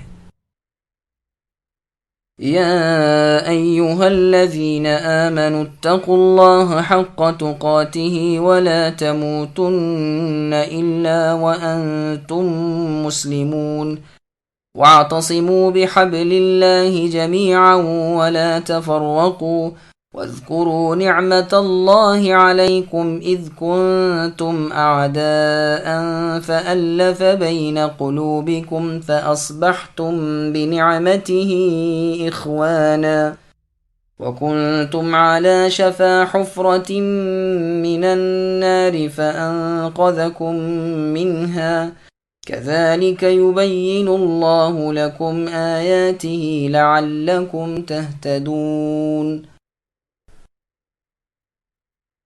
اے ایمان والو، اللہ تعالیٰ سے اتنا ہی ڈرو جتنا اللہ سے ڈرنا چاہیے۔ دیکھو، مرتے دم تک مسلمان ہی رہنا۔ اللہ تعالیٰ کی رسی کو سب مل کر مضبوط تھام لو اور پھوٹ نہ ڈالو، اور اللہ تعالیٰ کی اس وقت کی نعمت کو یاد کرو جب کہ تم ایک دوسرے کے دشمن تھے۔ اللہ نے تمہارے دلوں میں الفت ڈال کر اپنی مہربانی سے تم کو بھائی بھائی بنا دیا، اور تم آگ کے گڑھے کے کنارے پہنچ چکے تھے، اللہ نے تم کو بچا لیا۔ اللہ تعالیٰ اسی طرح تمہارے لیے اپنی نشانیاں بیان کرتے ہیں تاکہ تم راہ پاؤ۔ سامعین، اب ان آیتوں کی تفسیر سماعت کیجیے۔ اللہ تعالیٰ سے ڈرنے کا مطلب اللہ تعالیٰ کی اطاعت ہے۔ اللہ تعالیٰ سے پورا پورا ڈرنا یہ ہے کہ اللہ کی اطاعت کی جائے اور نافرمانی نہ کی جائے، اللہ کا ذکر کیا جائے اور اللہ کی یاد نہ بھلائی جائے، اللہ کا شکر کیا جائے، کفر نہ کیا جائے۔ ابن ابی حاتم میں مرفوع حدیث کے اندر بھی یہی مروی ہے، لیکن ٹھیک بات یہی ہے کہ یہ موقوف ہے، یعنی عبداللہ ابن مسعود رضی اللہ عنہ کا قول ہے، واللہ اعلم۔ ابن ابی حاتم میں ہے، انس ابن مالک رضی اللہ عنہ فرماتے ہیں کہ انسان اللہ سے ڈرنے کا حق نہیں بجا لا سکتا جب تک اپنی زبان کو محفوظ نہ رکھے۔ اکثر مفسرین نے کہا ہے کہ یہ آیت فاتقوا اللہ ما استطعتم کی آیت سے منسوخ ہے۔ اس دوسری آیت میں فرما دیا ہے کہ اپنی طاقت کے مطابق اللہ سے ڈرتے رہا کرو۔ ابن عباس رضی اللہ عنہما فرماتے ہیں منسوخ نہیں، بلکہ مطلب یہ ہے کہ اللہ تعالیٰ کی راہ میں جہاد کرتے رہو، اللہ کے کاموں میں کسی ملامت کرنے والے کی ملامت کا خیال نہ کرو، عدل پر یعنی انصاف پر جم جاؤ، یہاں تک کہ خود اپنے نفس پر عدل کے احکام جاری کرو، اپنے ماں باپ اور اپنی اولاد کے بارے میں بھی عدل و انصاف برتا کرو۔ پھر آگے اللہ نے فرمایا کہ اسلام پر ہی مرنا، یعنی تمام زندگی اس پر قائم رہنا تاکہ موت بھی اسی پر آئے۔ اللہ رب کریم کی عادت یہی ہے کہ انسان اپنی زندگی جیسی رکھے ویسی ہی اسے موت آتی ہے، اور جس موت پر مرے اسی پر قیامت کے دن اٹھایا جاتا ہے۔ اللہ تعالیٰ اس کے خلاف سے اپنی پناہ میں رکھے، آمین۔ مسند احمد میں ہے کہ لوگ بیت اللہ شریف کا طواف کر رہے تھے اور ابن عباس رضی اللہ عنہما بھی وہاں تھے، ان کے ہاتھ میں لکڑی تھی۔ بیان فرمانے لگے کہ رسول اللہ صلی اللہ علیہ وسلم نے اس آیت کی تلاوت کی، پھر فرمایا کہ اگر زقوم کا ایک قطرہ بھی دنیا میں گرا دیا جائے تو دنیا والوں کی روزیاں بگڑ جائیں، وہ کوئی چیز کھا پی نہ سکیں، پھر خیال کرو کہ ان دوزخیوں کا کیا حال ہوگا جن کا کھانا پینا ہی یہ زقوم ہوگا۔ مسند احمد کی ایک اور حدیث میں ہے کہ رسول مقبول صلی اللہ علیہ وسلم فرماتے ہیں، جو شخص جہنم سے الگ ہونا اور جنت میں جانا چاہتا ہو، اسے چاہیے کہ مرتے دم تک اللہ تعالیٰ پر اور آخرت کے دن پر ایمان رکھے اور لوگوں سے وہ برتاؤ کرے جسے وہ خود اپنے لیے چاہتا ہو۔ صحیح مسلم میں ہے، جابر رضی اللہ عنہ فرماتے ہیں، میں نے نبی صلی اللہ علیہ وسلم کی زبانی آپ کے انتقال کے 3 روز پہلے سنا کہ آپ فرما رہے تھے، دیکھو موت کے وقت اللہ تعالیٰ سے نیک گمان رکھنا۔ بخاری اور مسلم میں ہے، رسول اللہ فرماتے ہیں، اللہ تعالیٰ کا فرمان ہے کہ میرا بندہ میرے ساتھ جیسا گمان رکھے میں اس کے گمان کے ساتھ ہی ہوں۔ مسند بزار میں ہے کہ ایک بیمار انصاری رضی اللہ عنہ کی بیمار پرسی کے لیے رسول اللہ تشریف لے گئے اور سلام کر کے فرمانے لگے کہ کیسے مزاج ہیں؟ اس نے کہا الحمدللہ اچھا ہوں، رب کی رحمت کا امیدوار ہوں اور رب کے عذابوں سے ڈر رہا ہوں۔ رسول اللہ نے فرمایا سنو، ایسے وقت جس دل میں خوف و طمع دونوں ہوں اسے اللہ تعالیٰ اس کی امید کی چیز دیتے ہیں اور ڈر خوف کی چیز سے بچاتے ہیں۔ مسند احمد کی ایک حدیث میں ہے کہ حکیم بن حزام رضی اللہ عنہ نے رسول اللہ سے بیعت کی کہ میں کھڑے کھڑے ہی گروں۔ اس کا مطلب امام نسائی نے تو سنن نسائی میں باب باندھ کر بیان کیا ہے کہ سجدے میں اس طرح جانا چاہیے، اور یہ معنی بھی بیان کیے گئے ہیں کہ نہ مردوں میں مگر مسلمان ہو کر، اور یہ بھی مطلب بیان کیا گیا ہے کہ جہاد میں پیٹھ دکھاتا ہوا نہ مارا جاؤں۔ فرقہ بندی کی ممانعات۔ پھر آگے اللہ فرمائے اتفاق کرو، اختلاف سے بچو۔ حبل اللہ سے مراد عہد رب تعالی ہے، جیسے الا بحبل من اللہ میں بعض کہتے ہیں مراد قرآن ہے۔ سنن دارمی کی حدیث میں ہے، عبداللہ رضی اللہ عنہ فرماتے ہیں ان راستوں میں تو شیاطین چل پھر رہے ہیں، تم رب کے راستے پر آ جاؤ، تم اللہ تعالیٰ کی رسی کو مضبوطی سے تھام لو، وہ رسی قرآن کریم ہے۔ اختلاف نہ کرو، پھوٹ نہ ڈالو، جدائی نہ کرو، فرقت سے بچو۔ صحیح مسلم میں ہے رسول اللہ صلی اللہ علیہ وسلم فرماتے ہیں 3 باتوں سے اللہ تعالیٰ خوش ہوتے ہیں اور 3 باتوں سے وہ ناخوش ہوتے ہیں۔ ایک تو یہ کہ اللہ کی عبادت کرو اور اللہ کے ساتھ کسی کو شریک نہ کرو۔ دوسرے اللہ تعالیٰ کی رسی کو اتفاق سے پکڑو، تفرقہ نہ ڈالو۔ تیسرے مسلمان بادشاہوں کی خیر خواہی کرو۔ فضول بکواس، زیادتی سوال اور بربادی مال، یہ تینوں چیزیں رب کی ناراضگی کا سبب ہیں۔ بہت سی روایتیں ایسی بھی ہیں جن میں ہے کہ اتفاق کے وقت وہ خطا سے بچ جائیں گے، اور بہت سی احادیث میں نا اتفاقی سے ڈرایا بھی ہے۔ لیکن باوجود اس کے امت میں اختلاف افتراق پڑا، ان کے 73 فرقے ہو گئے، جن میں سے ایک نجات پا کر جنتی ہوگا اور جہنم کے عذابوں سے بچ رہے گا، اور یہ وہ لوگ ہیں جو اس پر قائم ہوں جس پر رسول اللہ صلی اللہ علیہ وسلم اور آپ کے اصحاب رضی اللہ عنہم تھے۔ پھر آگے اللہ نے اپنی نعمت یاد دلائی۔ جاہلیت کے زمانے میں اوس و خزرج انصار کے 2 قبیلے ایسے تھے کہ جن کے درمیان بڑی لڑائیاں اور سخت عداوت تھی، آپس میں برابر جنگ جاری رہتی تھی۔ جب دونوں قبیلے اسلام لائے تو اللہ تعالیٰ کے فضل سے بالکل ایک ہو گئے، سب حسد بغض جاتا رہا اور آپس میں بھائی بھائی بن گئے، اور نیکی اور بھلائی کے کاموں میں ایک دوسرے کے مددگار اور اللہ تعالیٰ کے دین میں ایک دوسرے کے ساتھ متفق ہو گئے۔ جیسے اور جگہ ہے هو الذی ایدک بنصرہ وبالمؤمنین وألف بین قلوبہم، یعنی وہ اللہ تعالیٰ ہی ہیں جنہوں نے آپ کی اے نبی تائید کی اپنی مدد کے ساتھ اور مؤمنوں کے ساتھ، اور ان کے دلوں میں الفت ڈال دی۔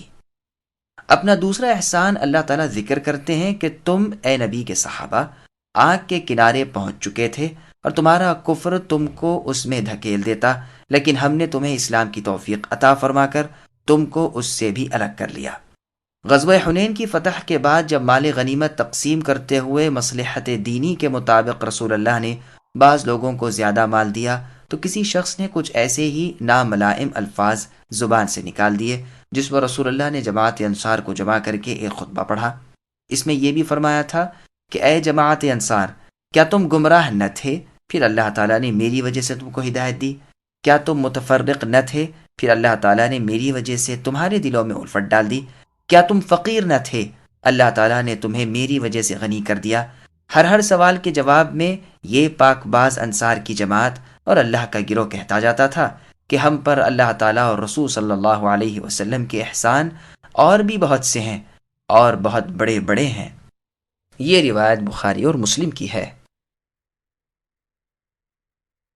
وَلْتَكُن مِّنكُمْ أُمَّةٌ يَدْعُونَ إِلَى الْخَيْرِ وَيَأْمُرُونَ بِالْمَعْرُوفِ وَيَنْهَوْنَ عَنِ الْمُنكَرِ وَأُولَئِكَ هُمُ الْمُفْلِحُونَ وَلَا تَكُونُوا كَالَّذِينَ تَفَرَّقُوا وَاخْتَلَفُوا مِن بَعْدِ مَا جَاءَهُمُ الْبَيِّنَاتُ وَأُولَئِكَ لَهُمْ عَذَابٌ عَظِيمٌ يوم تبيض وجوه وتسود وجوه فأما الذين اسودت وجوههم أكفرتم بعد إيمانكم فذوقوا العذاب بما كنتم تكفرون وأما الذين ابيضت وجوههم ففي رحمة الله هم فيها خالدون تلك آيات الله نتلوها عليك بالحق وما الله يريد ظلما للعالمين ولله ما في السماوات وما في الأرض وإلى الله ترجع الأمور۔ تم میں سے ایک جماعت ایسی ہونی چاہیے جو بھلائی کی طرف بلاتی رہے اور نیک کاموں کا حکم کرتی رہے اور برے کاموں سے روکتی رہے، یہی لوگ فلاح و نجات پانے والے ہیں۔ تم ان لوگوں کی طرح نہ ہو جانا جنہوں نے اپنے پاس روشن دلیلیں آ جانے کے بعد بھی تفرقہ ڈالا، انہی لوگوں کے لیے بڑا عذاب ہے۔ جس دن بعض چہرے سفید ہوں گے اور بعض سیاہ، سیاہ چہرے والوں سے کہا جائے گا کہ تم نے ایمان لانے کے بعد کفر کیوں کیا؟ اب اپنے کفر کا عذاب چکھو۔ اور سفید چہرے والے اللہ تعالیٰ کی رحمت میں داخل ہوں گے اور اس میں ہمیشہ رہیں گے۔ اے نبی صلی اللہ علیہ وسلم، ہم ان حقانی آیتوں کی تلاوت آپ پر کر رہے ہیں۔ اللہ تعالیٰ کا ارادہ لوگوں پر ظلم کرنے کا نہیں، اللہ تعالیٰ ہی کے لیے ہے جو کچھ آسمانوں اور زمین میں ہے، اور اللہ تعالیٰ ہی کی طرف تمام کام لوٹائے جاتے ہیں۔ سامعین، اب ان آیتوں کی تفسیر سماعت کیجیے۔ امر بالمعروف و نہی عن المنکر کا فریضہ انجام دینے والی جماعت۔ ضحاک رحمۃ اللہ علیہ فرماتے ہیں، اس جماعت سے مراد خاص صحابہ کرام رضی اللہ عنہم اور خاص راویان حدیث ہیں، یعنی مجاہدین اور علماء محدثین۔ یہ یاد رہے کہ ہر متنفس یعنی سانس لینے والے پر تبلیغ حق فرض ہے، لیکن تاہم ایک جماعت تو خاص اسی کام میں مشغول رہنی چاہیے۔ رسول اللہ صلی اللہ علیہ وسلم فرماتے ہیں، تم میں سے جو کوئی کسی برائی کو دیکھے اسے ہاتھ سے دفع کر دے، اگر اس کی طاقت نہ ہو تو زبان سے روکے، اگر یہ بھی نہ کر سکتا ہو تو اپنے دل سے اسے متغیر کرے، یہ ضعیف ایمان ہے۔ ایک اور روایت میں ہے کہ بات یہ بھی ہے کہ اس کے بعد رائی کے دانے کے برابر بھی ایمان نہیں ہے۔ یہ روایت مسلم کی ہے۔ مسند احمد میں ہے، رسول اللہ صلی اللہ علیہ وسلم فرماتے ہیں، اللہ کی قسم جس کے ہاتھ میں میری جان ہے، تم اچھائی کا حکم اور برائیوں سے مخالفت کرتے رہو، ورنہ عن قریب اللہ تعالیٰ تم پر عذاب نازل فرمائیں گے، پھر گو تم دعائیں کرو لیکن قبول نہ ہوں گی۔ اس مضمون کی اور بھی بہت سی احادیث ہیں جو کسی اور مقام پر ذکر کی جائیں گی انشاءاللہ تعالی۔ دین میں اختلاف دخول جہنم کا سبب ہے۔ اس کے بعد اللہ تعالیٰ نے فرمایا کہ تم اگلے لوگوں کی طرح افتراق و اختلاف نہ کرو، تم نیک باتوں کا حکم اور خلاف شر باتوں سے روک تھام کو نہ چھوڑنا۔ مسند احمد میں ہے کہ معاویہ بن ابی سفیان رضی اللہ عنہ حج کے لیے جب مکہ شریف میں آئے تو ظہر کی نماز کے بعد کھڑے ہو کر فرمایا کہ رسول اللہ نے فرمایا ہے کہ اہل کتاب اپنے دین میں اختلاف کر کے 72 گروہ بن گئے، اور اس میری امت کے 73 فرقے ہو جائیں گے، یعنی خواہشات میں سب کے سب جہنمی ہیں، مگر ایک اور بھی جماعت ہے، اور میری امت میں ایسے لوگ ہوں گے جن کی رگ رگ میں اس طرح نفسانی خواہشات گھس جائیں گی جس طرح کتے کا کاٹا ہوا انسان جس کی ایک ایک رگ اور ایک ایک جوڑ میں اس کا اثر پہنچ جاتا ہے۔ اے عرب کے لوگو، اگر تم ہی اپنے نبی کی لائی ہوئی چیز پر قائم نہ رہو گے تو اور لوگ تو بہت دور ہو جائیں گے۔ اس حدیث کی بہت سی سندیں ہیں۔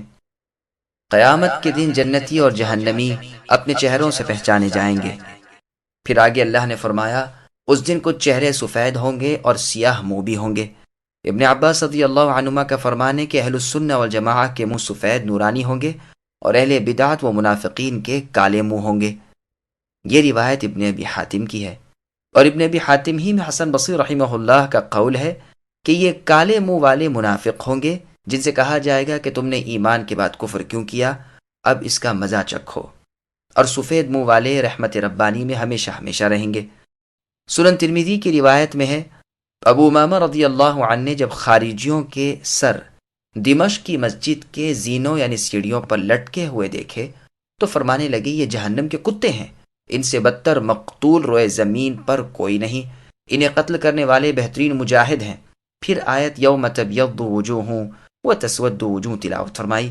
ابو غالب نے کہا، کیا رسول اللہ صلی اللہ علیہ وسلم سے آپ نے یہ سنا ہے؟ فرمایا، 1-2 دفعہ نہیں بلکہ 7 مرتبہ اگر ایسا نہ ہوتا تو میں اپنی زبان سے الفاظ نکالتا ہی نہیں۔ دنیا و آخرت کی یہ باتیں ہم آپ پر اے نبی کھول رہے ہیں۔ اللہ تعالیٰ عادل حاکم ہے، وہ ظالم نہیں، اور ہر چیز کو آپ خوب جانتے ہیں اور ہر چیز پر قدرت بھی رکھتے ہیں۔ پھر ناممکن ہے کہ وہ اللہ کسی پر ظلم کریں۔ کالے منہ جن کے ہوئے وہ اسی لائق تھے۔ زمین و آسمان کی کل چیزیں اللہ ہی کی ملکیت میں ہیں اور اللہ ہی کی غلامی میں، اور ہر کام کا آخری حکم اللہ ہی کی طرف سے ہے۔ متصرف اور با اختیار حاکم دنیا اور آخرت کے وہی ہیں۔